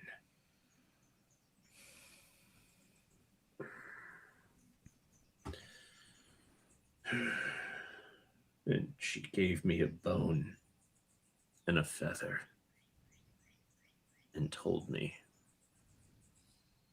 to use the bone if anyone got in my way,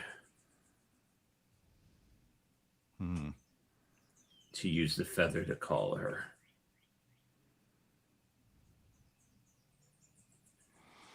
Right. And they start like shaking a bit. We've resolved to be cold, but I think with this information, Morcant looks up at Neris.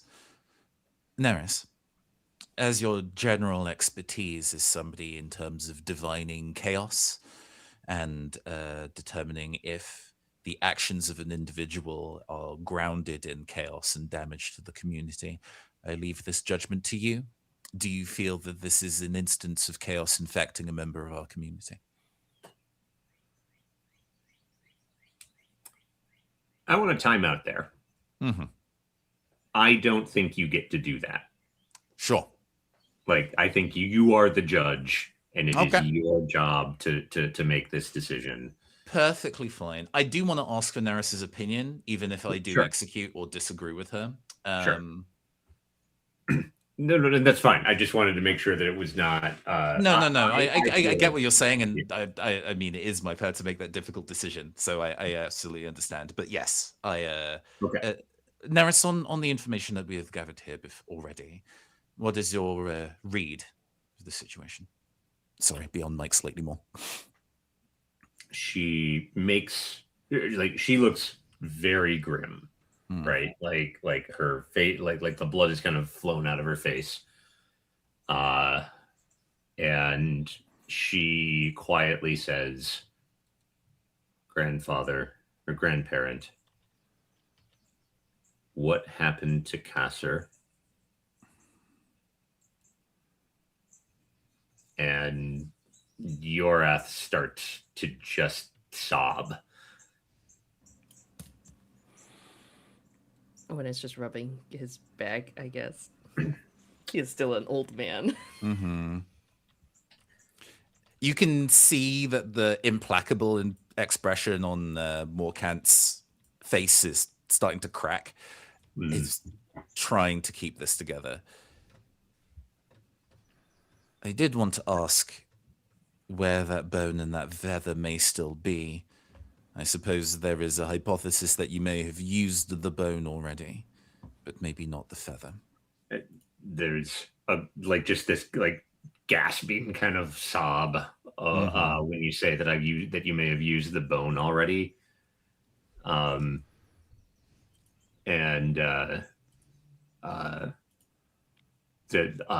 just use them both.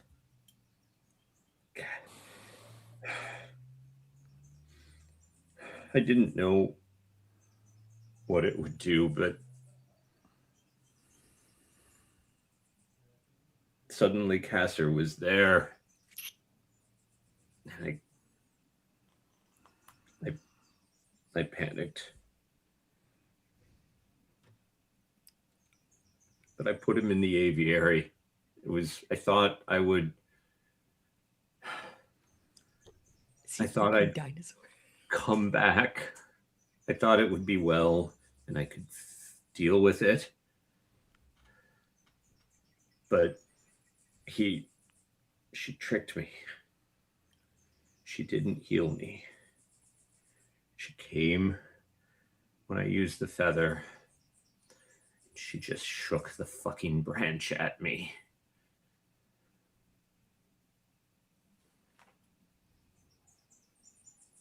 And I remember almost nothing. I see. I'm so sorry. An intake of breath. Well, this is a lot to take in. Awina, are you okay? I'm fine. I'm just mulling over the information. As judges in general, there are instances where it is not just emotional peacekeeping or dealing with disagreements. We are honor bound in instances where chaos infects and rips apart a community. To be able to protect the community from chaos, sometimes violence must be wrought. It is not my form of expertise, but it is a responsibility of mine.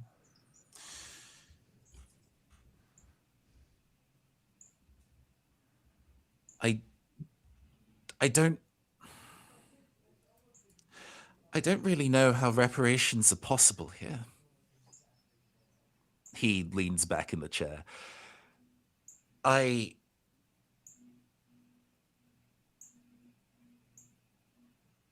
think I need a statement from the Blossom Queen. Good luck with that. His eyes flick open and he looks directly at you. I do not want to enact judgment on your wrath until I have spoken to the Blossom Queen. Although, if you feel that judgment needs to be expedited, I can. I am able, and teeth clenched, willing to do so.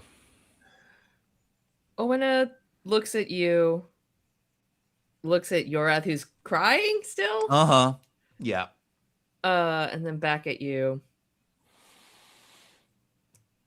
I don't know if there is any punishment that you could deal that is worse than what he has to live with now. A sad smile. You know, I'm somewhat inclined to agree. I don't know if that brings solace to you, or really to me. There's a look at Neris. And she is like looking, she realizes that you're looking at her, and she gets this sort of almost like horror. Well, no, she has a kind of a horrified look on her face, and kind of looks back at what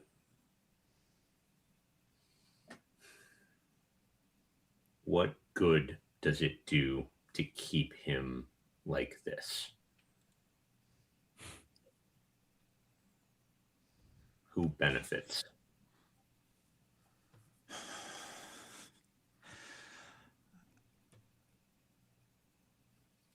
I think it's knowing that this is Tefney, like Tefney excused herself, but I, in the back of my head, have been like, somebody's listening to this conversation who isn't necessarily in this room. And also, actually, not to necessarily throw it to you, Val. At what point does Kana like rock back up? Yeah, actually, let's just do a cut right from there. Sounds good. Let's do a cut. Okay. So, Karna, I think we find you sitting on the steps of the pavilion, right? Like having stared at the sun long enough to lose your vision and not recover it quickly. And I think at some point, I imagine you're kind of in like a weird state after all of this happened. Oh yeah. And you feel a gentle hand on your back.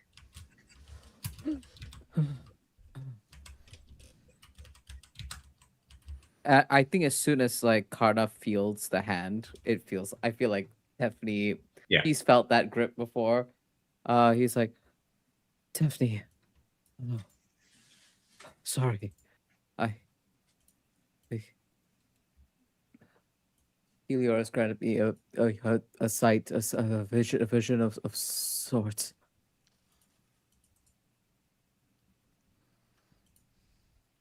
Was because, as far as we know, folks at home, Karna has never seen the previous light bearer, Mhm. but he can sense and feel that presence, and he just like, I think eyes still like glazed over, is kind of like iris is blown out, looks over to where Tefty would be, and just like say, was Lady Fatima, was she? And would describe exactly Sure. what he saw. And I think like we, the audience, but not Karna, see Tefni sort of smile knowingly and like squeeze your shoulder and say,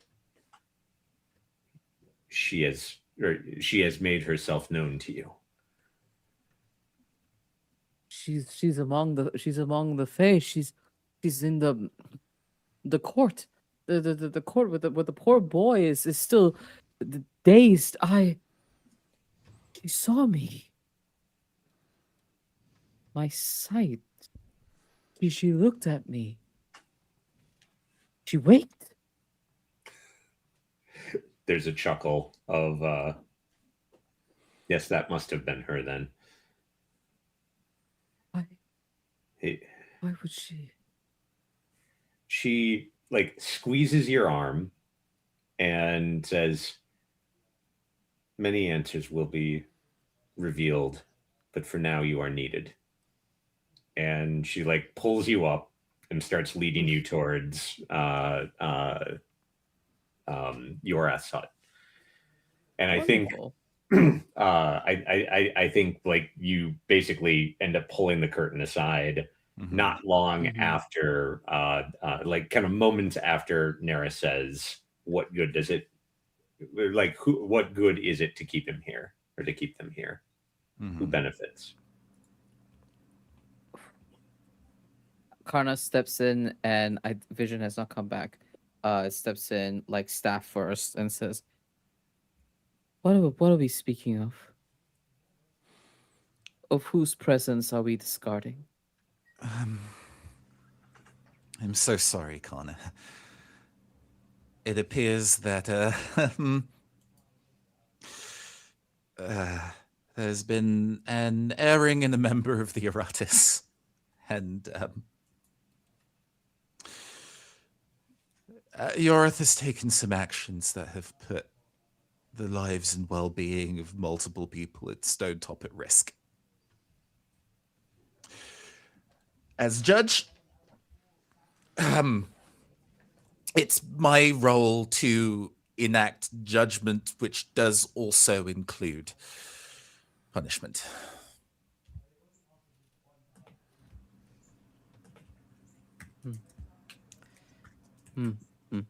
But, in my opinion, whatever judgment I make for Clerk Yorath, that will not bring harmony to Stonetop. What will bring harmony is returning who we can alive. I believed your words, Connor.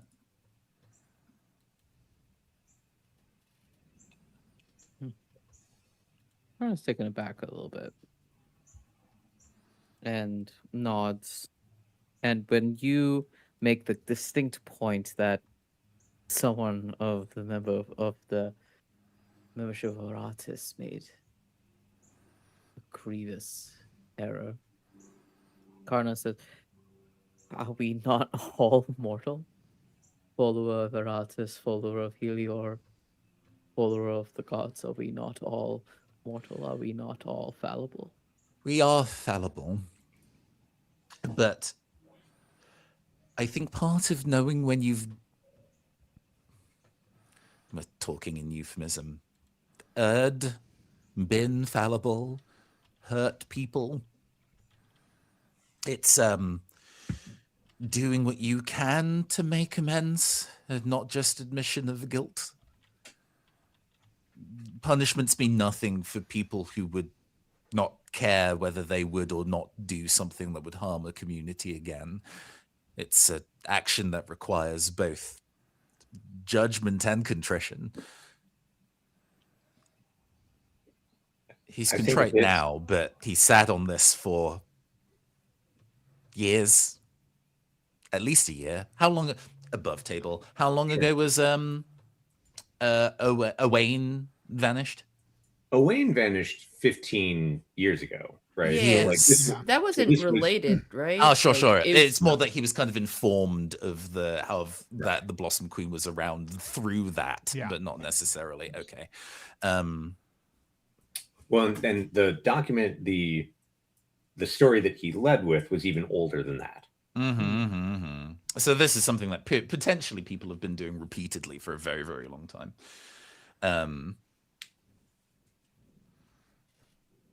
It stands to reason that the actions here were not the only time this has happened to Stonetop, with no way of solving or looking into it, but it can, and I say will stop now. This cannot happen again. I will not allow this to happen again as judge of Stonetop.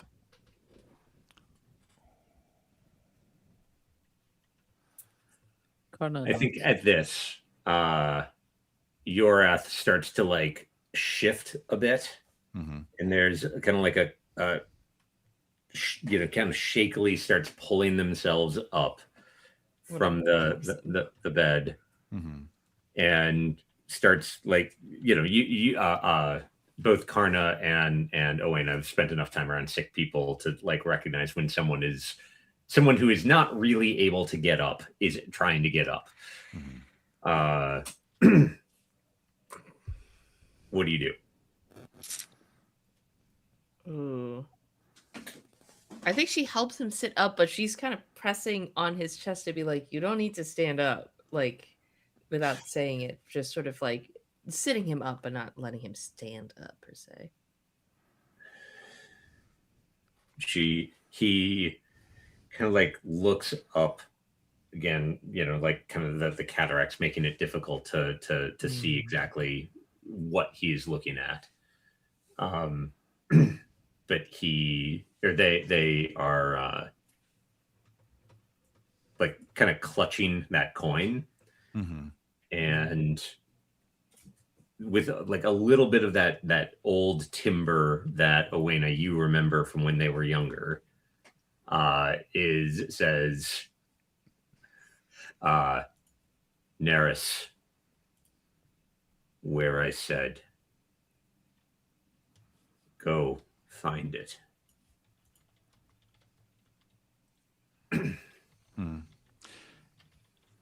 I think, if you'll allow, Sure. Morkant goes along with Neris to do so.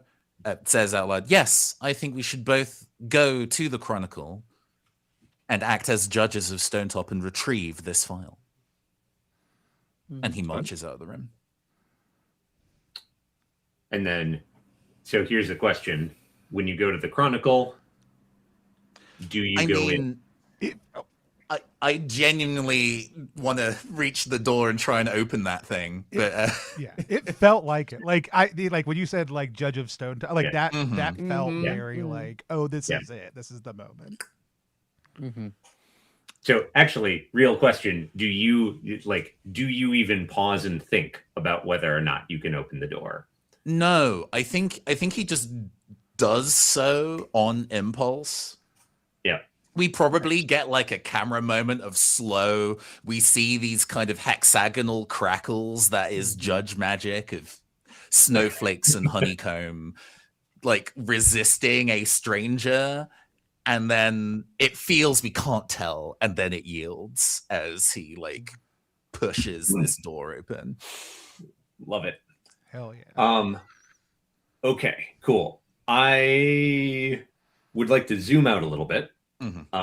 So what you do find is the exactly where Yorath said that you would. Right, they're like basically they have hidden away a thing, like a little stash of documents, and it's not even that they were like in a hidden compartment. It's just the whole place is a mess, and they were very kind of clearly like put behind something and like other things tacked on top of them so that like they would just not, be noticed. In there, you find a 30-ish year old record of the disappearance or of the report of Shauna of Stonetop, who, like he said, like Yorath said, made a deal with the Blossom Queen to make their, help their mother recover from a terrible sickness. But the story that Yorath didn't get out is that when Shauna went to make to basically pay the deal, which was to go with the Blossom Queen, or to give the Blossom Queen something, she heard a stern voice, turned, and there was a blazing light, and she then woke up in the mud days later. And yes, this very clearly corresponds with like when the Lady Fatima disappeared. So you find that, but importantly, in that description is the ritual for, or like ritual is the right word. The ritual for summoning the Blossom Queen. All right, so there's that. You also find an old scroll case or an old scroll, like it's probably it would have been stored in a case, and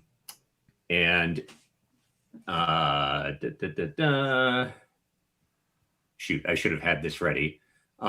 It's a minor arcanum that Darby can, or actually either one of you could like try and know things about it too, and I will reveal some stuff.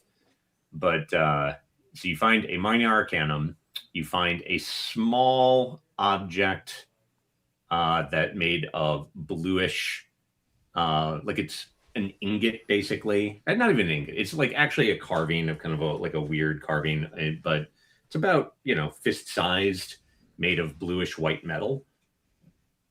That's sort of like in the scroll case with the that arcanum. And then you also find a few sheafs of paper that are written on what look to be giant leaves, like oversized leaves, which are yet another minor arcanum. I see. Let's see here. So there's those things. And then, that's the stuff that is kind of like put aside. I realize I've been yapping a lot for those scenes, so if people want to go and handle the aftermath while Morkant is not there for a while, please do. But well, so I would actually like to also, just for the sake of convenience, have some reason for Tefni and Karna to have like come with the group. And I think as Karna, like as your vision is starting to like kind of come back, Tefni goes, huh. And we see her like picking up off of a table where Morkant had just sort of like set it down, like the little scroll that has like Karna's name written on the outside of it. Yes, the letter. Oh yeah, I forgot about the letter. And like calls in like, is this scroll for Karna? Yes, sorry. I think at the moment that Karna arrived, that wasn't at forefront of my mind. It says from the back room. But it is yours. I didn't open it, so feel free. Certainly. Is my vision well enough to read? I think so. Yeah, I think it starts All to right. like. I will it's a little bit unfurl blurry. it. And I apologize. I did not have time to actually write the letter. But That's fine. The gist of the letter is like you recognize the handwriting immediately, right? It's the sort of like formal, elegant writing that you have received letters for, like multiple letters from over the past few years. It is a apology for misleading you and for not being here to greet you. And it's something along the lines of apologies, but I've been delayed longer than I had hoped. And was not able to be or to greet you. I further apologize for having sort of led you under false pretenses to being here, but I trust that the flame inside your heart will lead you in the correct direction. Should we not have the chance to meet, know that this is the hearth in which your heart's flame is meant to burn.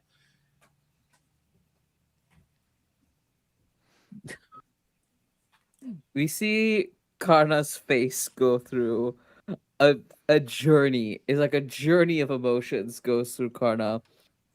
Confusion, shock, surprise, just a degree of being upset of like now I get this.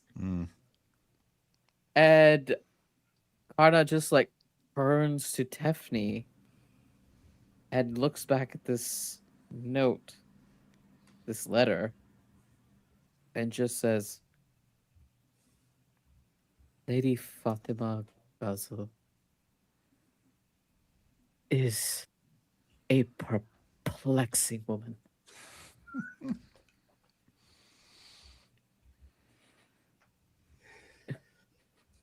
I am equally shell-shocked and determined in equal measure. And he kind of like if Tefni wishes to look at it, he will be happy to hand it to her. And I think just squeezes the bridge of his nose and rubs his eyes for a moment before exhaling.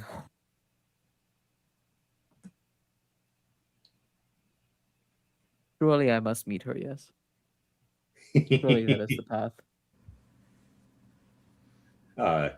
Tefni sort of chuckles to herself as she reads gets to the end of it and sees your reaction to it and says, if Helior wills it, it shall be done. Helior wills it, it shall be done. All right. There's much I must tell you. Okay. Oh, cool. And then you proceed to like regale everyone with. I mean, I would love a vassal to be involved. Come to my house for dinner to catch me up. Yeah, it's great. As like with that kind of like highlighted, Morcant like pops his head out from the back room, being like, it does feel that we have multiple reasons that we will need to speak to the Blossom Queen directly, which feels like an entirely unhinged thing for me to say. And yet, I see harmony in this decision.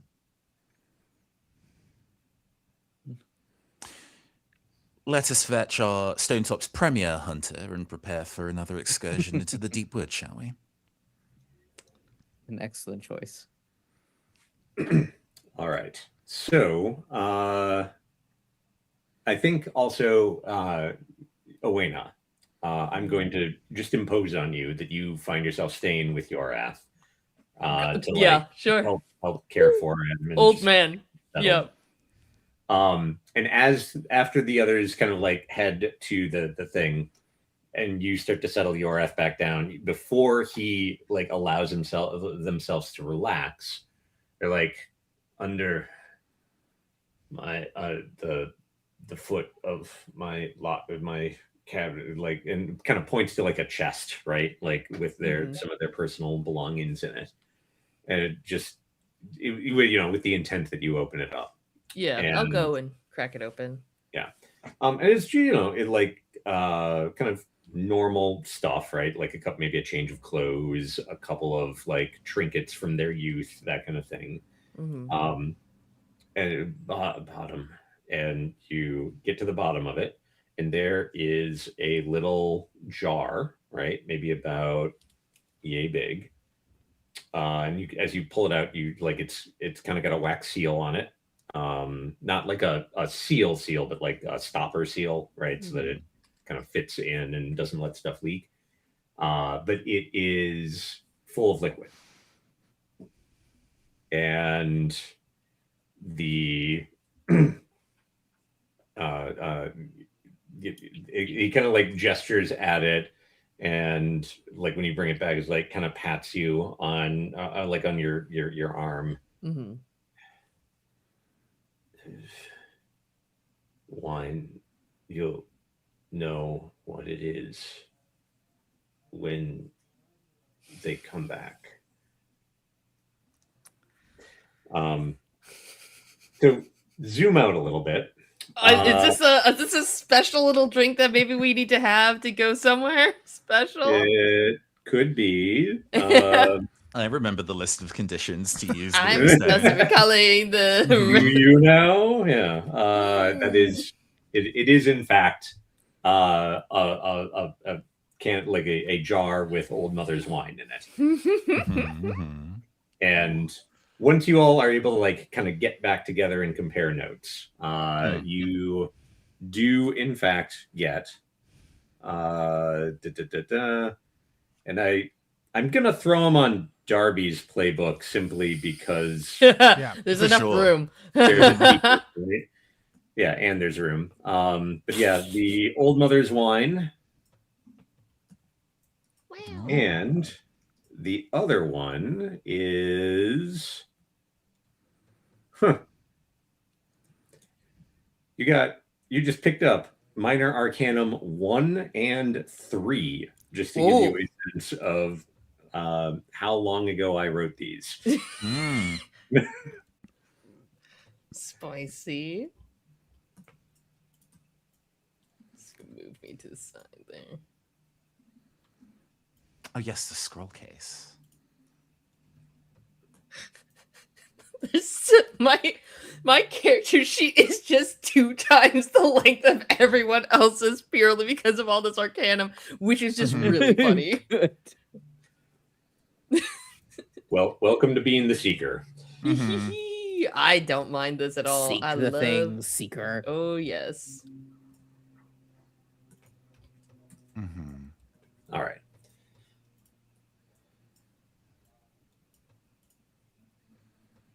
Sorry, I'm slowly reading it through and being like, oh. Spicy. Yeah.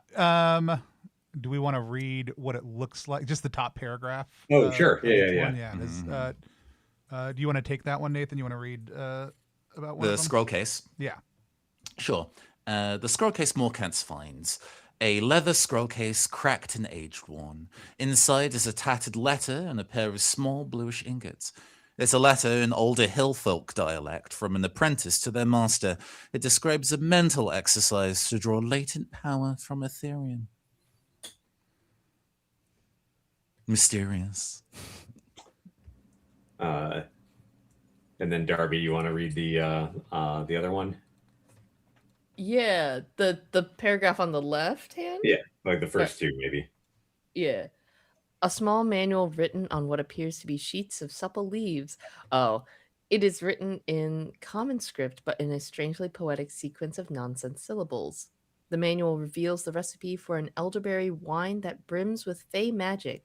But to learn the recipe, you either need help from a fey poet or perhaps one of the forest folks, or risk getting the recipe wrong, poisoning or cursing whoever drinks the wine you brew. Either or. I think he succeeded, so we're probably fine. Weirdly, Fun little thing. Actually, now that I look at this, Owena can't read that. Oh, true facts. Well, I only have the jar, so Yeah. unless the leaves are written in Green Lord script, but yeah, she is illiterate in anything else. Yep. I mean, that was just actually, Darby that might reading make it more for sense the on audience. Morgan's character sheet. Yeah. Sure. I know where the information Yeah. is though, so I can go look at it as need be. Okay, but yes, you are correct. You do so you have an ingot of Ethereum. You only have one, but you don't, and you do have, we will say conveniently, 4 uses of Old Mother's wine. You also know from the documentation that if you stand in the stream before the waystone, wrap your arm in a briar of like some particular flower, and call upon the Blossom Queen. That sorry, and like you do have to like stand there with no iron, and then like bind your arm with a like a rose flower, like a rose stem, to the point painful. where it bleeds. Yeah. And then call the Blossom Queen by name. She is compelled to come before you. But you also have Old Mother's wine, which means you could just go into like actually, what is the specific requirement with Old Mother's wine? I think you might need to wait for a particular night. For night and day, your eyes are open to fey magic. Oh, nope. Be able, yeah. So you can time go passes into, normally for while you're in the fey domain. We should definitely drink this wine. Yeah, we should probably drink this wine. I'm not gonna We lie. come back out like 20 years later. Absolutely not. No, but what I was thank just you. confirming is that the Old Mother's wine will let you just go into the Waystones without, like, you don't have to wait for a particular time. You don't need like a fey guide. You just have to leave all iron behind. Iron, but not bronze, right? We can Correct. have bronze. Cool. And I would like to, if we haven't established it already, Morcant, Mathan, I'm pretty sure that headband of yours would be on a bronze. Okay, cool. I was about to be and- like, I speak to the woodworker or an engraving person and turn the gem into a pendant, but sure. Okay, cool. All right. So I think I'm happy to have you all like role play out your plan, but the big decision I think you have before you is, are you going to go and call the Blossom Queen to you, or are you going to go and sneak into her domain? Yeah. Summoning her to where there's people feels like the worst idea. Well, we'd be in the woods. It's out by the waystone either way. Sure. Yeah, 'cause I guess the question is like, essentially what that question is asking is like, what approach do we want to have with the Blossom Queen? Do we want to talk it out directly, or do we want to have more things at our disposal? Yeah, I mean, Vassals and I as a player are both probably in favor of sneaking in that place. Sneaking in. Also, she's fickle and she likes things that are interesting, and I think she would find it very interesting that not just a familiar face has moseyed into the Waystone, but 3 other people, 2 of whom are not native to Stonetop. You can have 2 light bearers instead of 1. 2 for the price of 1 child. What a combo! Because it feels like it's been established that she will go back on her word if she's bored. So I don't know if it's go back on her word or she finds tricky ways to enact her, like, oh, like, I just want this to go away. So she makes him forget, like, literally forget his pain, not like, not taking actually the pain curing away. the illness. She's which, just like, finding loopholes. So you have to be so specific about what you want from her and what you ask from her, I think. Which means that then summoning her to speak to her feels like a good way to get tricked, as opposed to us kind of going and taking. Jeremy smiling with a big grin. I maybe took a playbook move just to make sure we could do something fun when we do talk to her eventually. Yeah. I also took a thing just in case we are, dealing with the illusory shape-shifting disguising aspects of the Fae. So I have things, and I think Karna, we don't have to roleplay this out necessarily, but like Karna would have not spared any expense in describing what he saw, and like his particular assessment of like listen, in the face she might have her people, but we might have like more, but we have people there too. Lady Fatima's there, right? Mm-hmm. And there may be a greater purpose that she's biding her time for. At least that's what he's choosing to put his faith in. For sure. All right. So we're preparing to go and drink some fairy wine and step through past the veil, huh? I'm assuming based on our previous conversations that this is a we leave in the morning choice rather than we leave at night. Probably. For some people that might matter. Let's get day drunk is basically what's happening. Is we're gonna go out in the woods, get day drunk, and go talk to Fae being.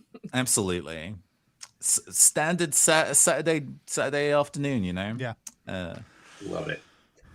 Okay, I have 2 questions then before, because we're like, I think we can get ourselves like to the point of like kind of getting in there. But before we kind of set that up, 1, are you going to follow up at all on Yoreth's line about I put him in the aviary?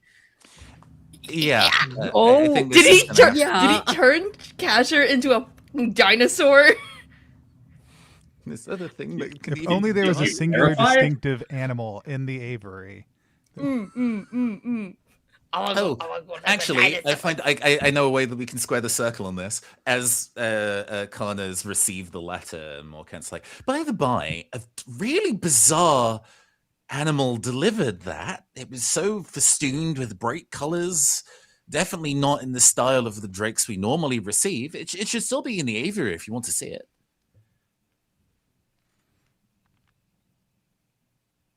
This is directed at Karna. Mm-hmm. Yeah, the thing that delivered your letter. Fascinating creature. Delivered my letter. I mean, certainly I've never been invited to the aviary before.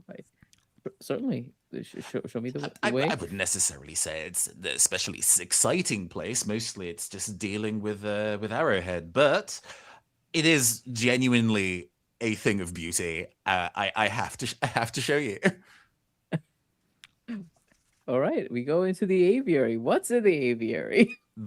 What's not in the aviary is the very pretty bird that Morkant gushes about the entire way on the way in. You see a bunch of very normal drakes, including the much larger, angrier one. I think Neris comes with you, right? Like, you know, because why wouldn't she? And so, like, you know, there's the discussion of you know, where is the bird? Like, where did it go? Right? Because it's not there. It's the cage is unlocked. How on earth? You know what? We'll set that aside. And while that, like, kind of as you're having this conversation, like Arrowhead just starts being like, "Rah!" and like kicking and backing at the bird. And Neris just sort of like shakes her head. Is just like, why did you bring him with you?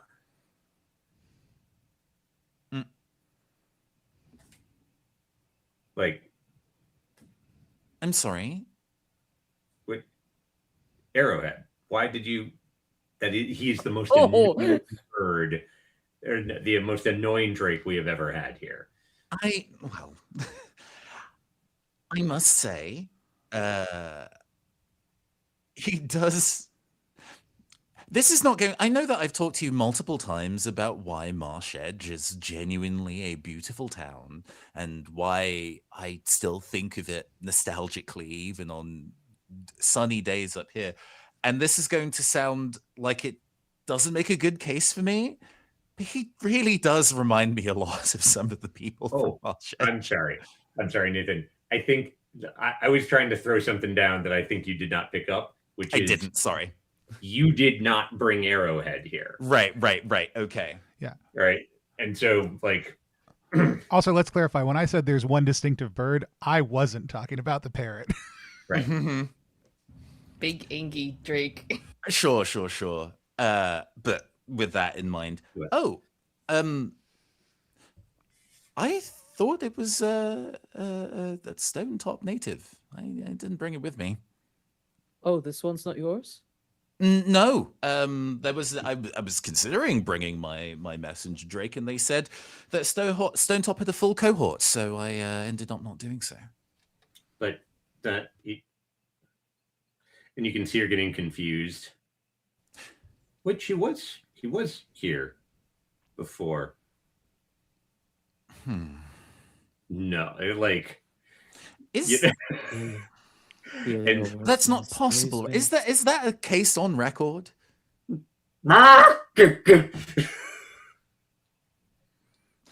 You know what?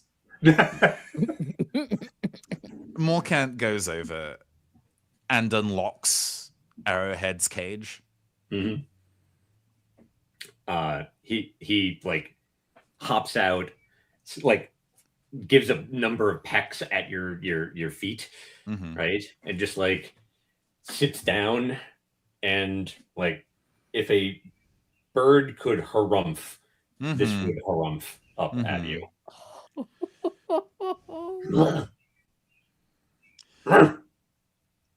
Maybe I assumed, and was silly for me to assume, that magic that the Blossom Queen would provide somebody would be to kill them stone dead.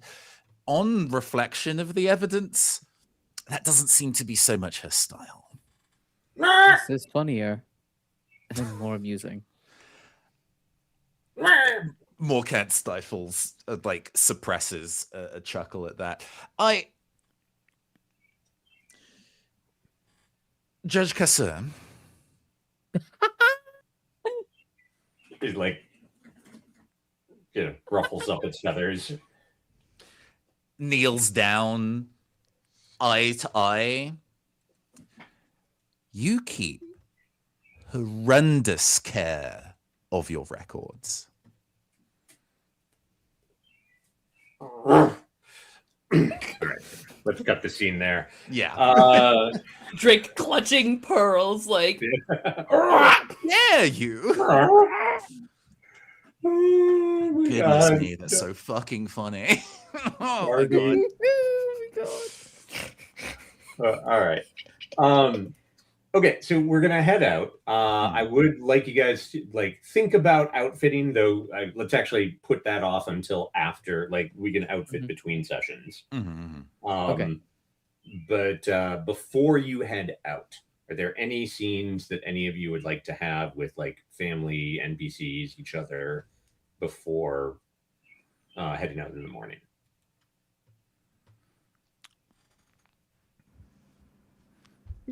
I can think of a really funny one. Hey, do it. What's the funny one? The funny one is being a disaster gay at Die. Yes, do it. Sure, let's do it. All right. Let's be a disaster gay. What does this look like, Karna? How do you like? Incredible question. I think there's a moment as like after we regrouped with Vassal and we are like returning to our respective domiciles, that Karna like is walking and just realizes that Lady Fatima just vanished for decades, right? And that can very well happen to the four of us, one of us, or some of us. And that does not necessarily preclude him, because a light bearer of far greater stature was kept in the Fey realm for a very, very long time. And I think there's this moment where a tiny light of courage lights in Karna's heart and just goes, if there's any time to be honest, now it is. And so Karna walks over to the public house, staff in hand, kind of like still recovering vision, but can see mostly. There's just like that kind of like flare edge of the sunspots like dangling in his eye, in his vision. And it looks for Die. I think you find I I'm kind of imagining that like this gathering and whatnot kind of like went fairly late into the evening as you all kind of like talked through plans and shared notes and went over details and brought each other up to speed. So I think that there are not many people left at the public house, and Dai is like cleaning up. And like as you walk in, he just sort of like looks up and gets a shy little smile, but it's a genuine like, oh, good. Oh, not what I was expecting, but what a pleasant surprise. And Karna, what brings you here? Die. And Karna like enters the room with such strong, like direct energy, like settles up to the counter. It says, Die, there's this long pause Oh no. as his hand like grips the edge of the counter and just goes, Yes. the Lord of the Sun works in strange and unexplainable ways. Yes. I was brought here under strange circumstances with a light bearer that wasn't here for many years, and no one ever heard from her, right? She just went right, and then I showed up, right? This is going very poorly. I'm at a point.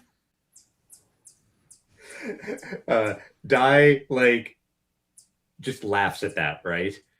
Like actually chuckles a little bit, and then puts his hand down on the counter, like over your hand, and just kind of grins a little bit and goes, I think it's going very well.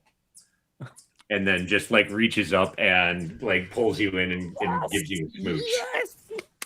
Yes. Let's go gaze. Let's go gaze. Love wins. Yeah, happy to. All right. Lovely. Okay, so cut to the rest of you. Like it's morning. You are kitted out. The birds are chirping. It's the birds are chirping. It is misty, right? It's like thick mists kind of rolling off the off of the stream, and like you are hearing the various birds. A couple of times more can't you think you hear Karna off in the distance. And then you make your way down to like to the entrance of this place, and like this is straight up fairy tale stuff, right? Like you're in the woods, the mist is like waist high and thick. There's a stone like carved like with runes, this trickle of a stream, the and bird call in the distance, and you're all about to take drugs and go into the fairy realm. What do you each do or say before you take a draught and enter? Keep your wits about you. Don't promise things to her that. Try to ask things like questions. Don't offer her anything. Understood. I must say, this is definitely going to be the most interesting case I will ever have. Arna looks up at the bag or vessel that we're carrying Mother's wine, and then looks at it and goes, "It's been a long time since I've done that."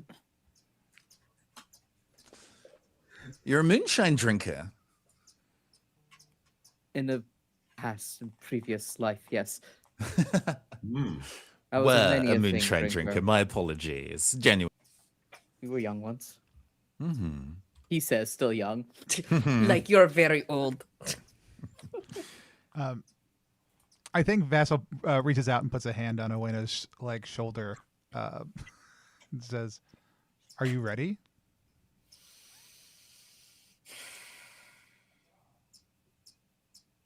Yeah, as ready as we can be. We have to get Domos back, and Owen, I definitely told people. If she couldn't tell people, she would have just handed Morcant the like scrolls and books that she was reading, and just tapped the passages that she was talking. Sure. I guess like- like on the walk in, Morcant is kind of like, are you okay with me explaining? You can explain.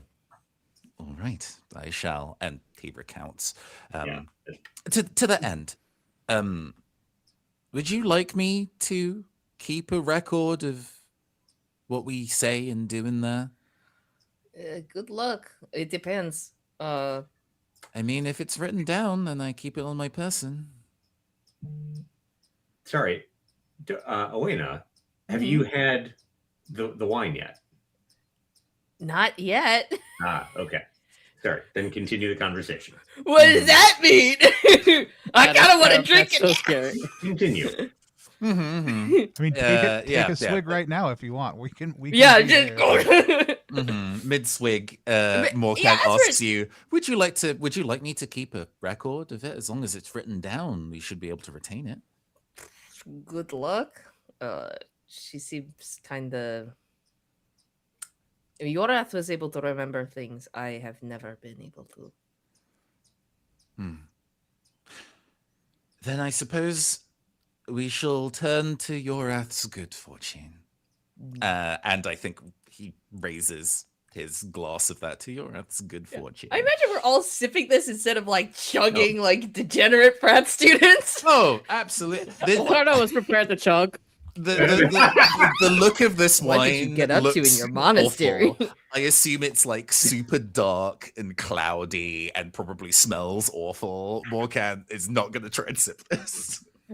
Lorna was a wily son of a merchant, and he's drank worse things, I'm sure. I guess it depends on what memory Yorath gave up for this.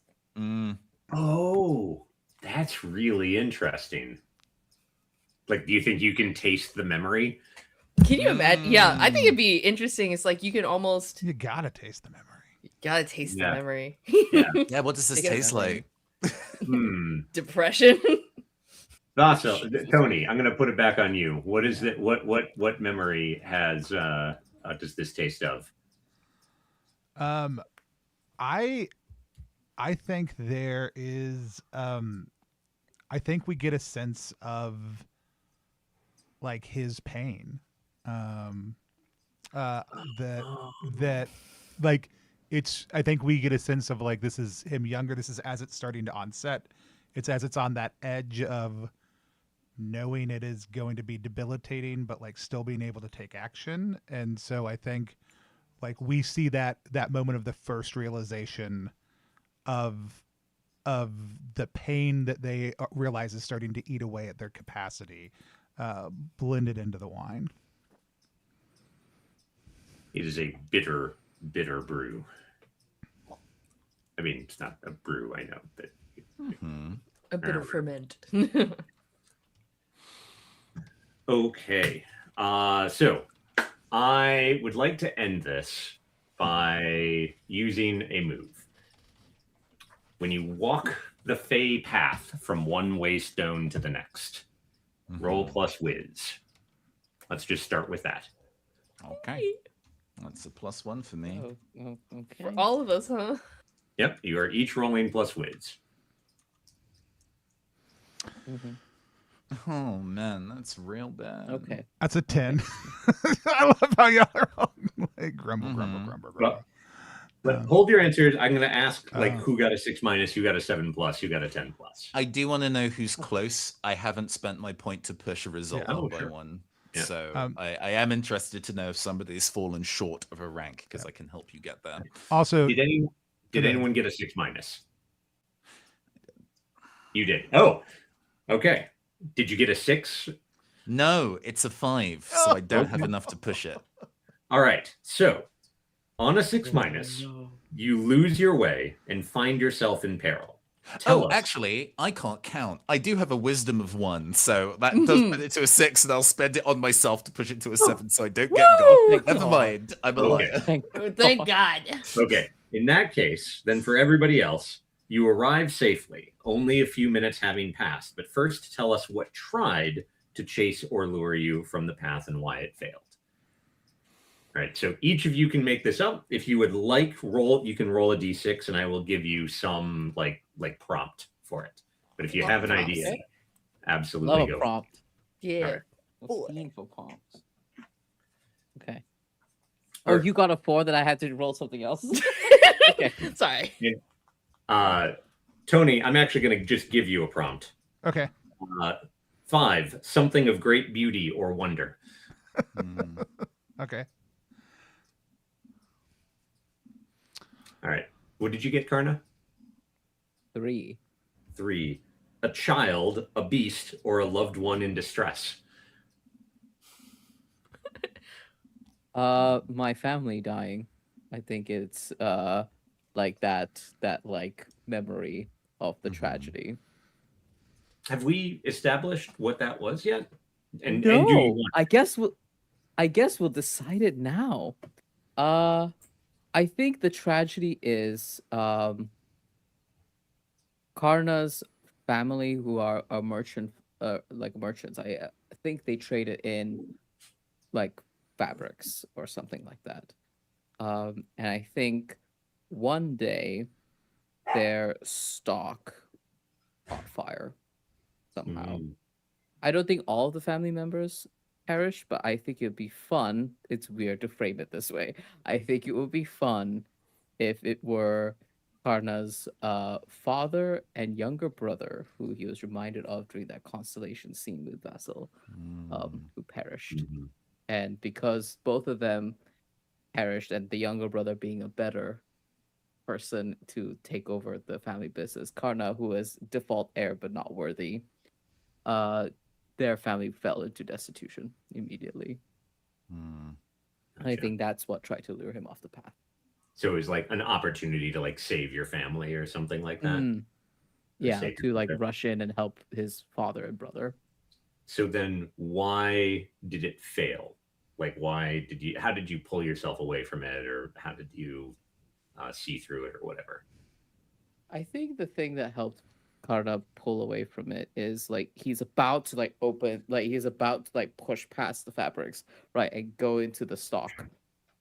And there's that voice of Fatima, those words on the paper about this hearth is where your flame is meant to burn, right?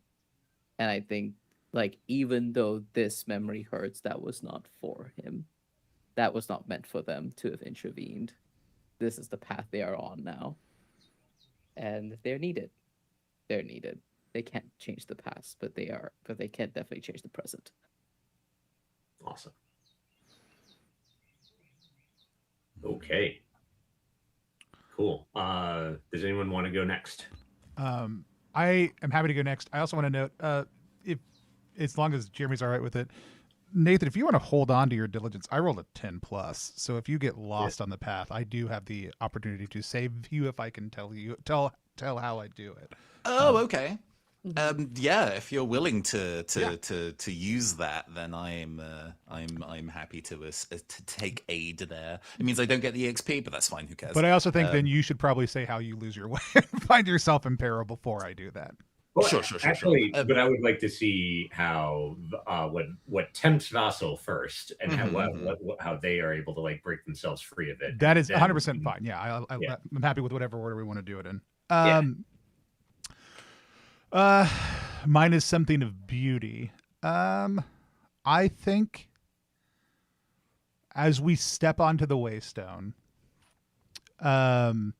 I'll go ahead and mark mental map as my my ability.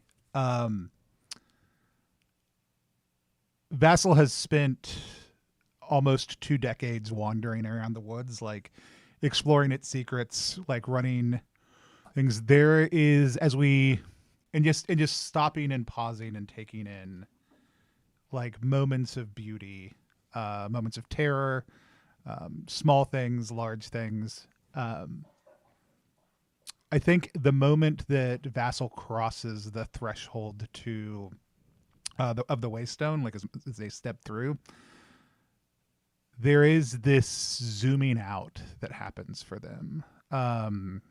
It's a moment of like pure transcendence, as all of a sudden like they see this wood that is so close to who they are in its fullness for a moment. There is just this absolute transcendence, not in a way that is going to mechanically come back later. I can see how the Waystones are linked across the woods. There's a sense of almost like what their original pattern was intended to do. Like there's all these like almost divine mysteries that like pass before their eyes for a moment. And there is a moment where I'm like, if I stop and stare at these, I will know more about them, but I will get lost in them also too, as they take the next step forward. I think more settled in who they are in relationship to this space than they've ever been in their life, as they pass somewhere totally unknowable also. Awesome. Okay.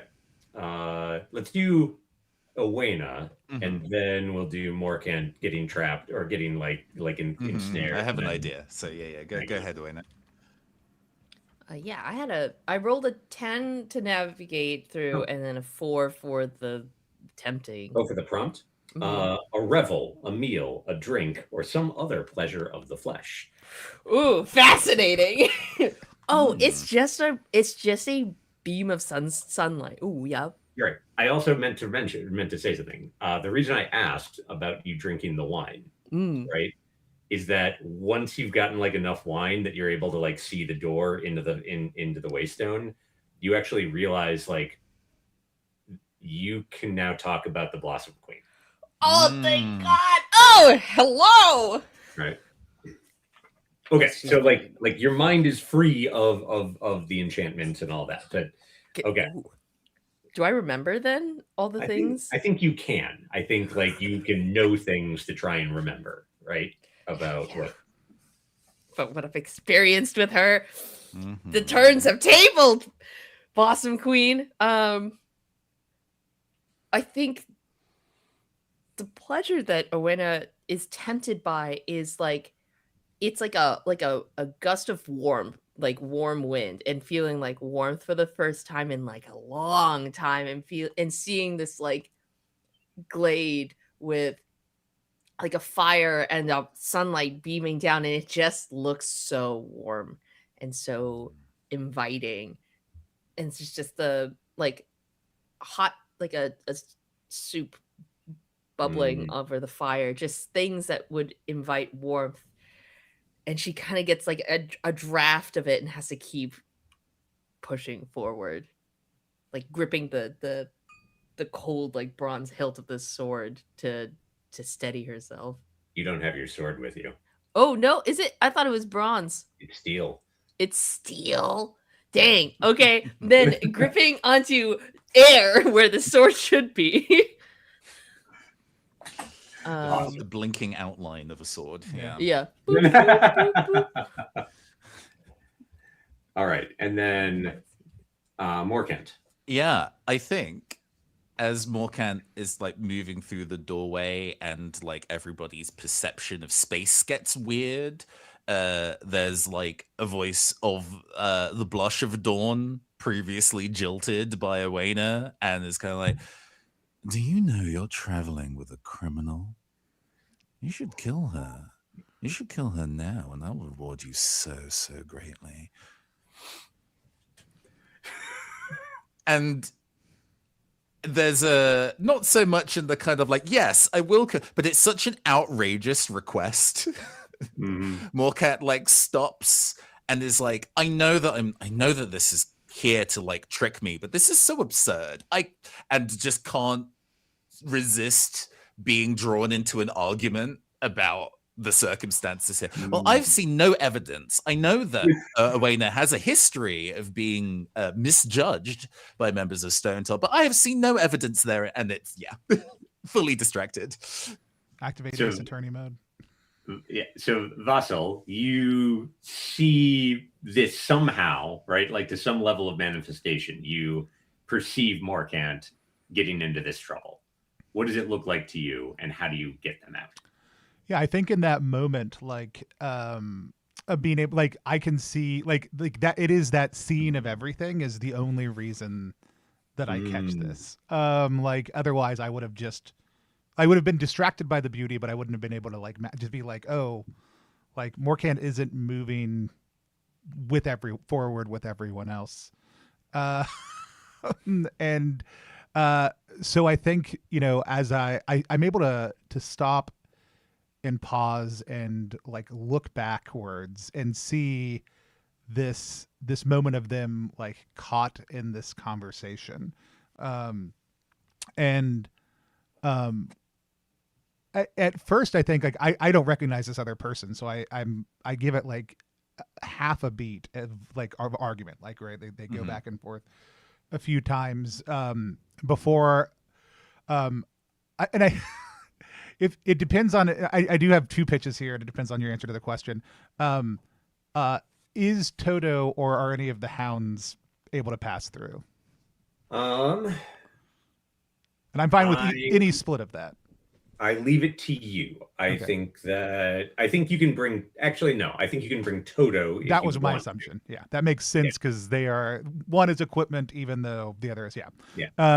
I think that is actually the better answer. Then is that like I turned to say something, and then like Toto just bursts through, like following us and like slams into Morkant, like Yeah. pushing you forward and back onto the path.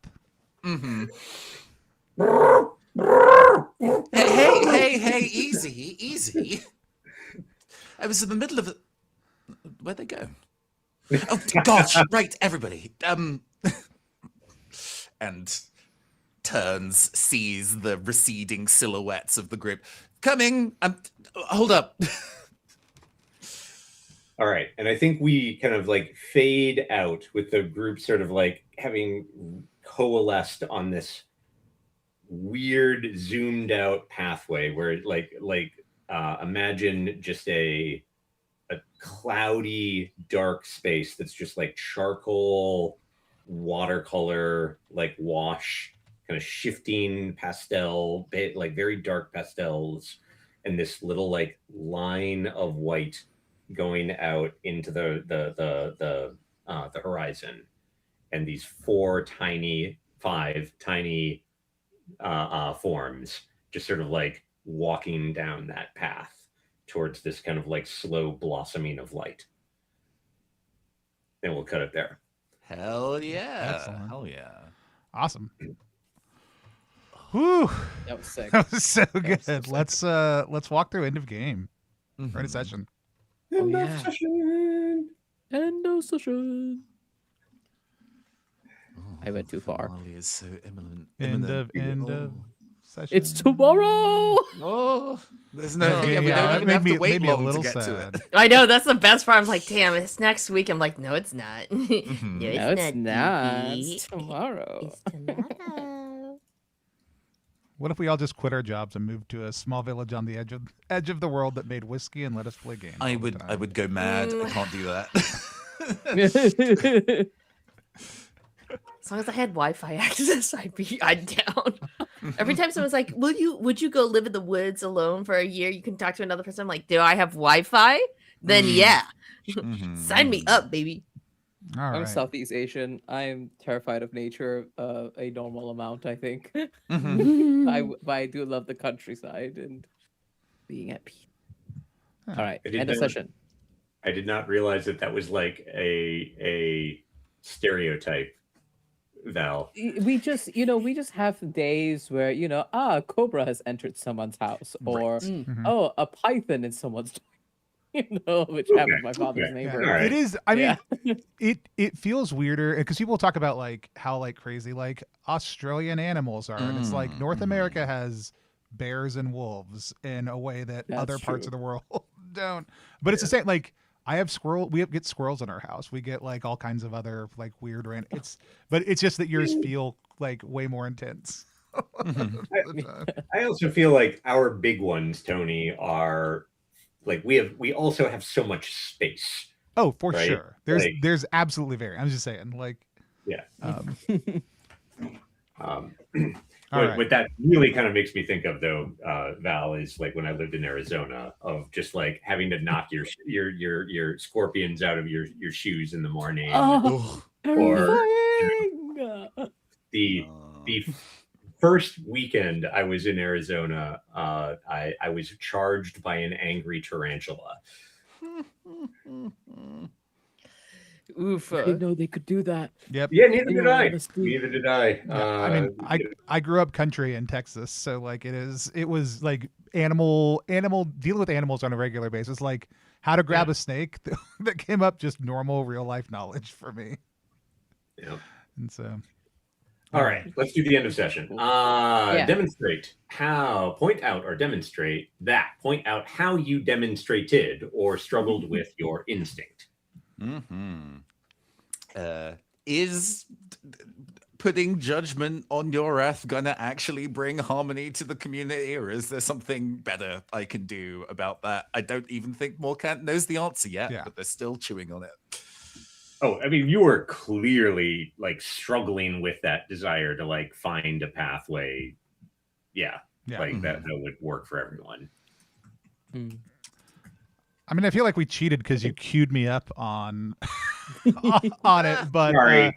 No, but I also really enjoyed like the being able to describe this small, which is also queued up from you, but like being able to describe what like the small home moment like felt really good also too, like within that space of like how does this household experience care for like animals and other things like that felt really good too.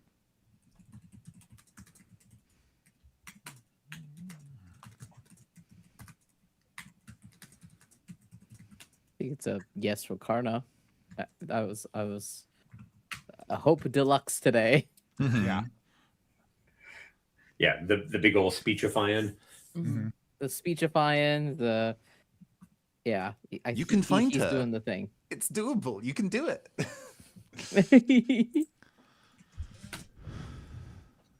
I wonder if Owena struggled with her instinct because she was pushing really hard to try and tell people things. She just couldn't. She wanted to be honest with Morkant. She just literally couldn't talk about the Blossom Queen. And then it's like, here, look at these documents. Like, read this. I can't talk about it. I actually really love the framing that like Owena's instinct of mystery is at least in part because she is enchanted. Right. And like she would like to speak to people about this stuff, but can't. Yeah. All kinds of mental holdup. Yeah, I think that's very cool.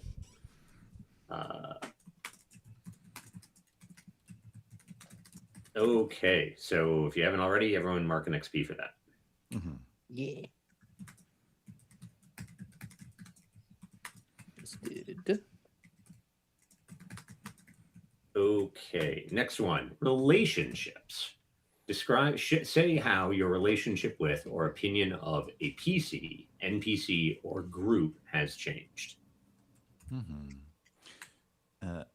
Morkant's actually deeply jealous of Kana and their ability to kind of like bring peace to a crowd in that kind of fashion. That moment really struck with Morkant. It's like, why can't I do that? So yeah, there's some admiration there about your ability to do that to a community.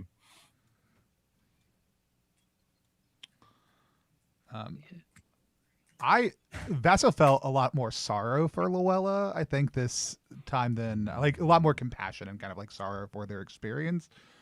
Even I think they were already, but since Luella always leads with like anger, it's really hard to break through that and feel that compassion, like that moment of vulnerability that they had with Karna. I think was able to let like Vassal like return to like, hey, we've known each other. Like this is somebody you care about, even if you've had an adversarial relationship with them for the last few years.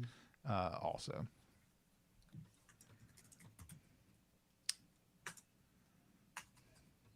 I think Owena's opinion of the Blossom Queen has changed pretty radically. Going from like, oh, this is like a powerful being whom kind of lords over Owena quite a bit, but in knowing the things that she now like dug into more specifically about the Blossom Queen, that like she's grieving and is very, very avoidant to like thinking about her child or her lover, and that perhaps while not great that she absconded with children, and she's still tricky and powerful and very, very fickle, but that fickleness is born from a place of pain, and though she's kind of the cause of Owena's pain in that regards, like is something that she understandable if not but not admirable. I think Karna had a lot of relationships and stuff changed. I think this session between Luella and Lady Fatima, like just dropping things at him, as well as Die. So I think that's like a lot of like changed relationships with NPCs especially.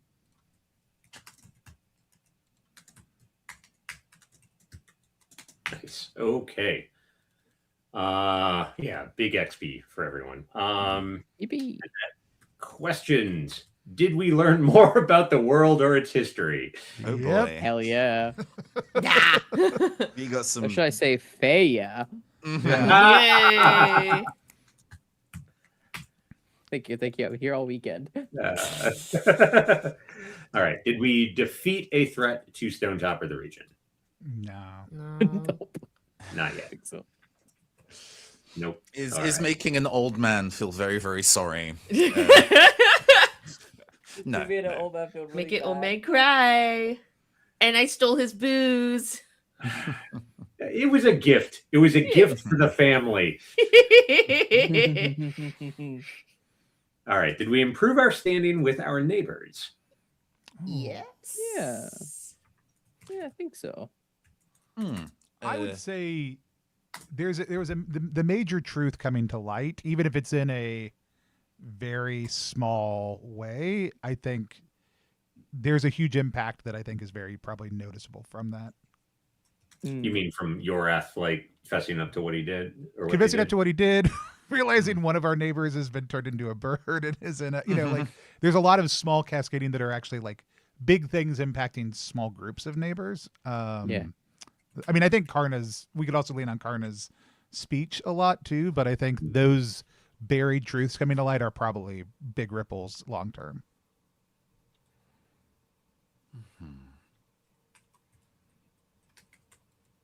I would agree. Also, Karna's speech, fine. Nice.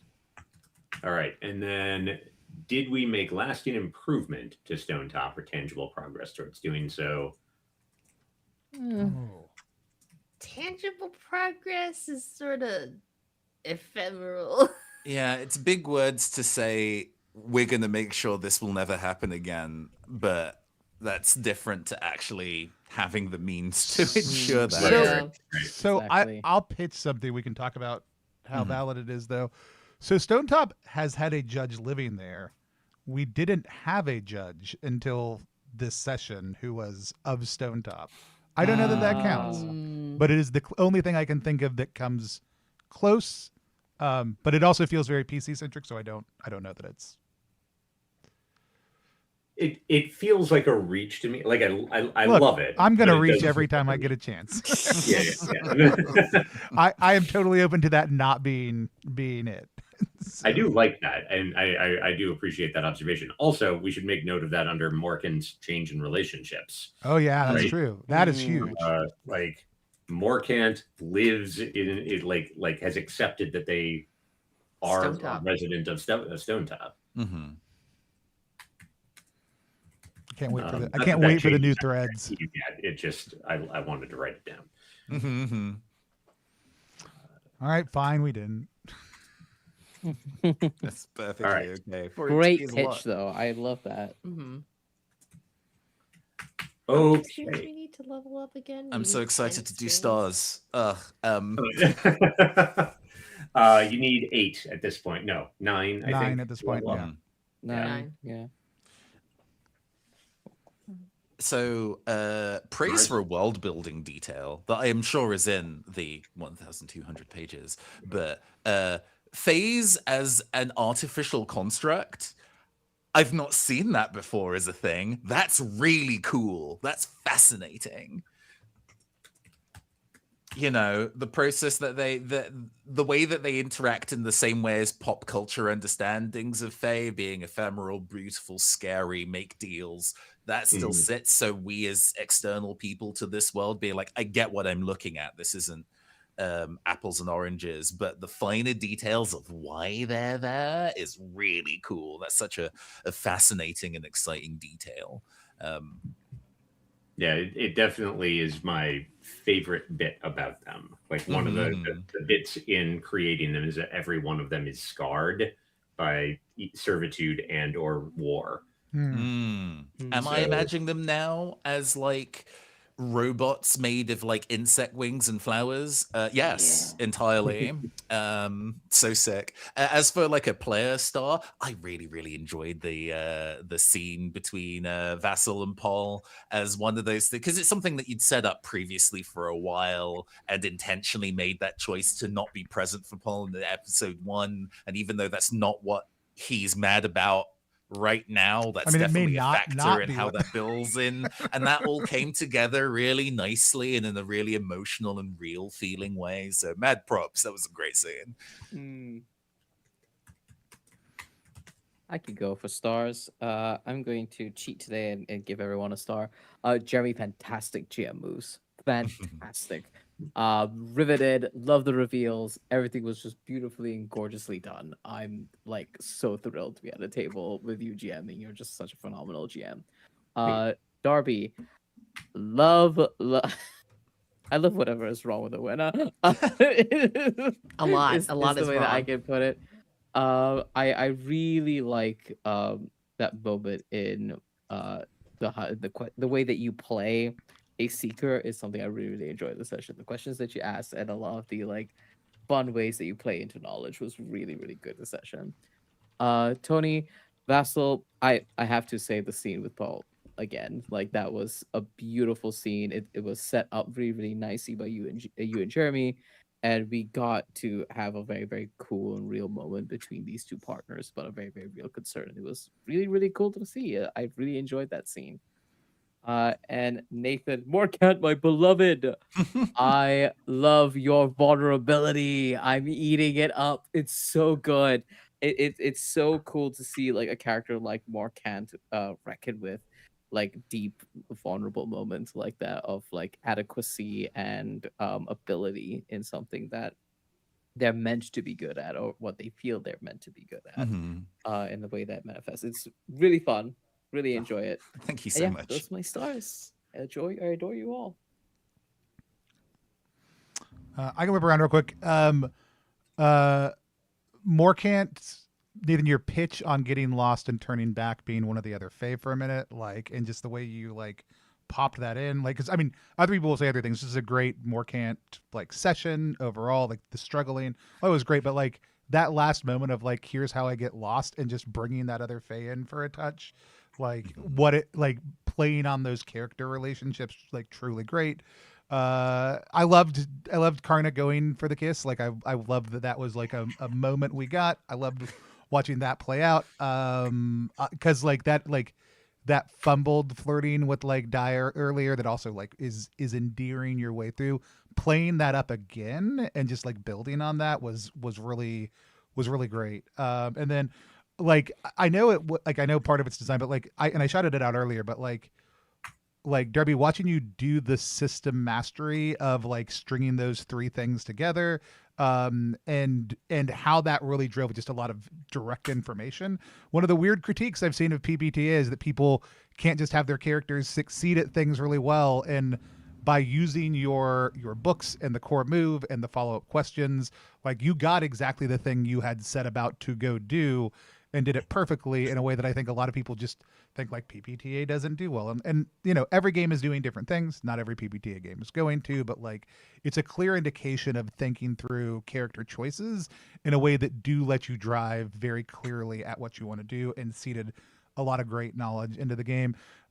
Jeremy, how dare you have taken everything we gave you and done such a great job with it. I can't wait to hear more about your prep later, because Luke keeps on messaging me and saying how great it is and how screwed we are and other things like that. It's all wonderful, but like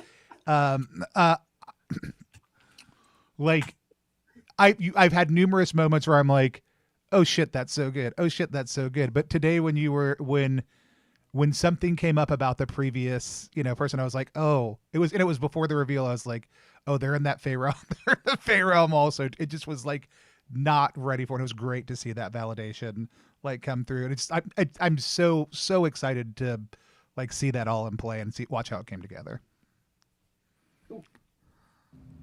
Cool.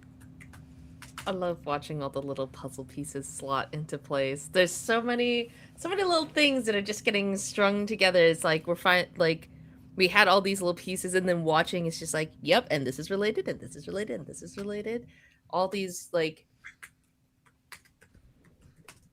coincidences that we were just kind of, as a community sort of brushing off. It's like, this is just like a thing that happens. Like, no, they're very tightly related actually, and that there is one thing at the center of all this, and that's a certain Fae who's just sort of piddling about doing stuff, which, yeah, I mean, I'm not saying anything crazy new. Just the world building here was just incredible. Also learning more about the Green Lords, and that, like, the Green Lord's tomb, and knowing that the Fae, like, revolted against, like, the Green Lords. The idea that the Blossom Queen is not only didn't kill the Green Lord, just has them imprisoned in this place, makes me go like, I wonder if we can find this Green Lord.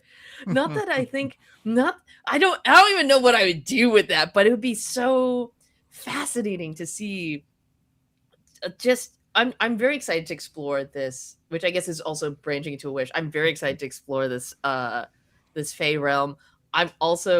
I'm very much hoping I took this one very pointed move for my level up, and I'm really hoping to get to use it.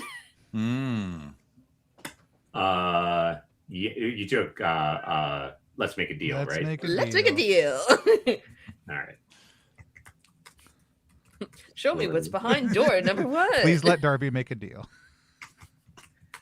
Let Darby make a deal. I will shout out real quick. Superfan at Stonetop 5670 over on YouTube says, "Star from the Peanut Gallery. All of your faces during the aviary reveal were absolutely fantastic." Heart of Arcana also said, "The moment of declaration of mercy from Morkant and his decisiveness for opening the door to the Codex." And then Jeremy for really getting into the role play with Vassal and the children. Well, thanks, everyone. Okay, so Darby, as far as wishes go, we've got you're excited to use the Fey realm, and you want to be able to use Let's Make a Deal. Oh yeah.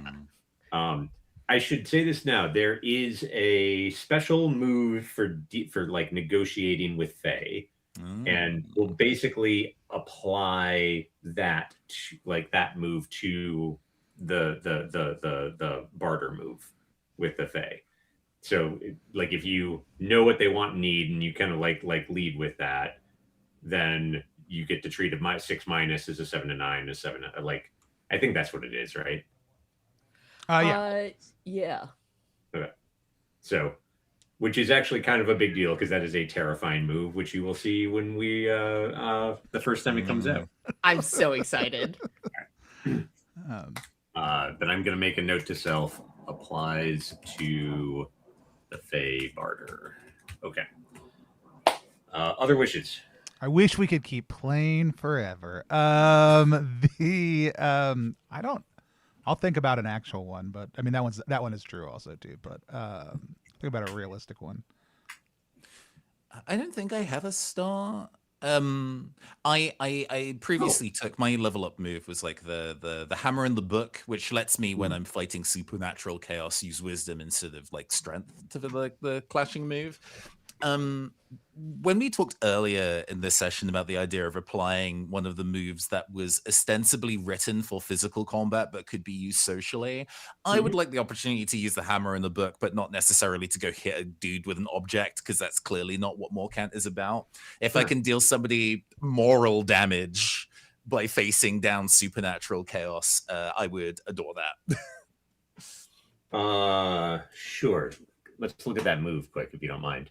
Yeah, when you strike a thing of supernatural chaos, roll wisdom. On the 10+, you deal damage and choose one from the list below. On 7 to 9, deal damage and choose one, but you expose yourself to harm or unwanted attention in a similar fashion to the clash move that we have in general, but that relies on strength, I believe. So this is a way for me to be able to do this easier, but like Morcant, not a punch guy. And I can choose something that isn't the +1 d6 damage, right? Sure. Where'd that go? Wait. There it is. Yeah.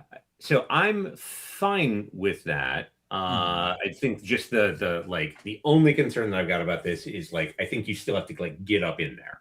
Right? Oh yeah. Like this is not just suddenly a boom. No. We're not long. You're not delivering the evidence at long range. That's coward stuff. You have to flap the papers in your hand at melee distance. You gotta say objection really loud. Oh man, I totally I don't know how I forgot that you have the censure move, because you always have the censure move. I almost brought it up earlier, but I was like, everything that is supposed to be happening from censure was already happening anyway. It was happening in the scene, so there was up. no reason to like the role play was already happening, and it even like to the pick list like made, because I almost brought up that, and then there was another one when you put the coin in his hand, it could have been one of your other moves, but again, it was literally like, this is happening. Like, this is happening right now, and y'all are... You just know the move list so well, you were doing it, like, inherently. It's all good. All right.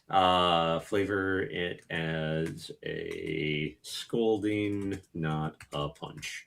Okay. Cool. That's fine with me. Wishes from Val, or I mean, I feel like you're already planning these, but my only wishes are I'd love to like get into the meat of the Blossom Queen, like some of that delicious lore that Darby incredibly uncovered and kind of like witness that a bit more. The other one is honestly Lightbearer fuckery. Lady Fatima is a character that I'd love to see that at play, however that manifests. I feel like I haven't touched the surface even of like the weirdness that is Lady Fatima Ghazal. okay. My wishes. Yeah, I think I really wanted to get into the Fey realm, so I think we're we're okay. You're going. I got great news for you. Yeah, I think I do. Like, I am kind of excited. Like, I don't think they all need to be move focused, but I am excited to move around in the Fey realm and explore what a liminal space looks like, especially given the fact that I went ahead and finally clicked in on like mental map. But even without that like piece of it, as a like explorer and trap, like I like for my character, I'm very excited to see this other side of the coin, basically. Cool. Okay, and then my wish for all of us is a tight wrap, right? Because like I would like to be able to get us to a good spot where we feel like we've, if not accomplished what we wanted, at least like resolved whether or not, you know, things are like how things are going to resolve. Like we've gotten, so I would like to get to a good resolution is ultimately the bit there. Yeah, we'll keep it so pushing, absolutely. I will probably try and frame scenes a bit more aggressively. and just like do a little bit more like, like cutting type things, or just, bring a scene to an end earlier than sooner, Yeah. or earlier than later. Cool. So if I step on your toes, let me know. But that's going to be the reason why I'm trying to do that. Yeah, for sure. And when is that going to happen? Tomorrow, because we'll be right back here, same time, Same 11 time. o'clock. You have enough time between now and then to go watch everything we've made so far. So if you just hopped in, you're just catching the end of this, you can watch the session 0, the first 3 sessions, and don't sleep. Maybe sleep for like 2 hours. Come back tomorrow, watch the wrap up. We'll be back here at 11 a.m. We have some other cool stuff coming up next week. If you want to shout out, you can one of 2 things. You can go to ttrpg.link/Stonetop to buy this game. We did get the handouts and all the preview digital downloads set up as a free version on that link also too. So if you want to look at the playbooks, the basic moves, all the things you kind of get as a player when you start playing the game to get a sense of what it's all about, those are all available over on the +1 site. But you can get them at spoutinglore.com also too. You can also join the Stonetop Discord at ttrpg.link/Discord. I won't make Jeremy do it this time. But we are also on Tuesday launching Soothe Wardens by Navarre Jackson. And so if you want to go check that out, it's at ttrpg.link/Soothe Wardens to check out that game. Also, but we'll be back tomorrow to keep on playing Stonetop. We've never figured out a good way to end streams here on +1 EXP, and at this point, we're not interested in doing so. So we're all just going to wave at the camera until I take us off air. Bye, everybody. Peace.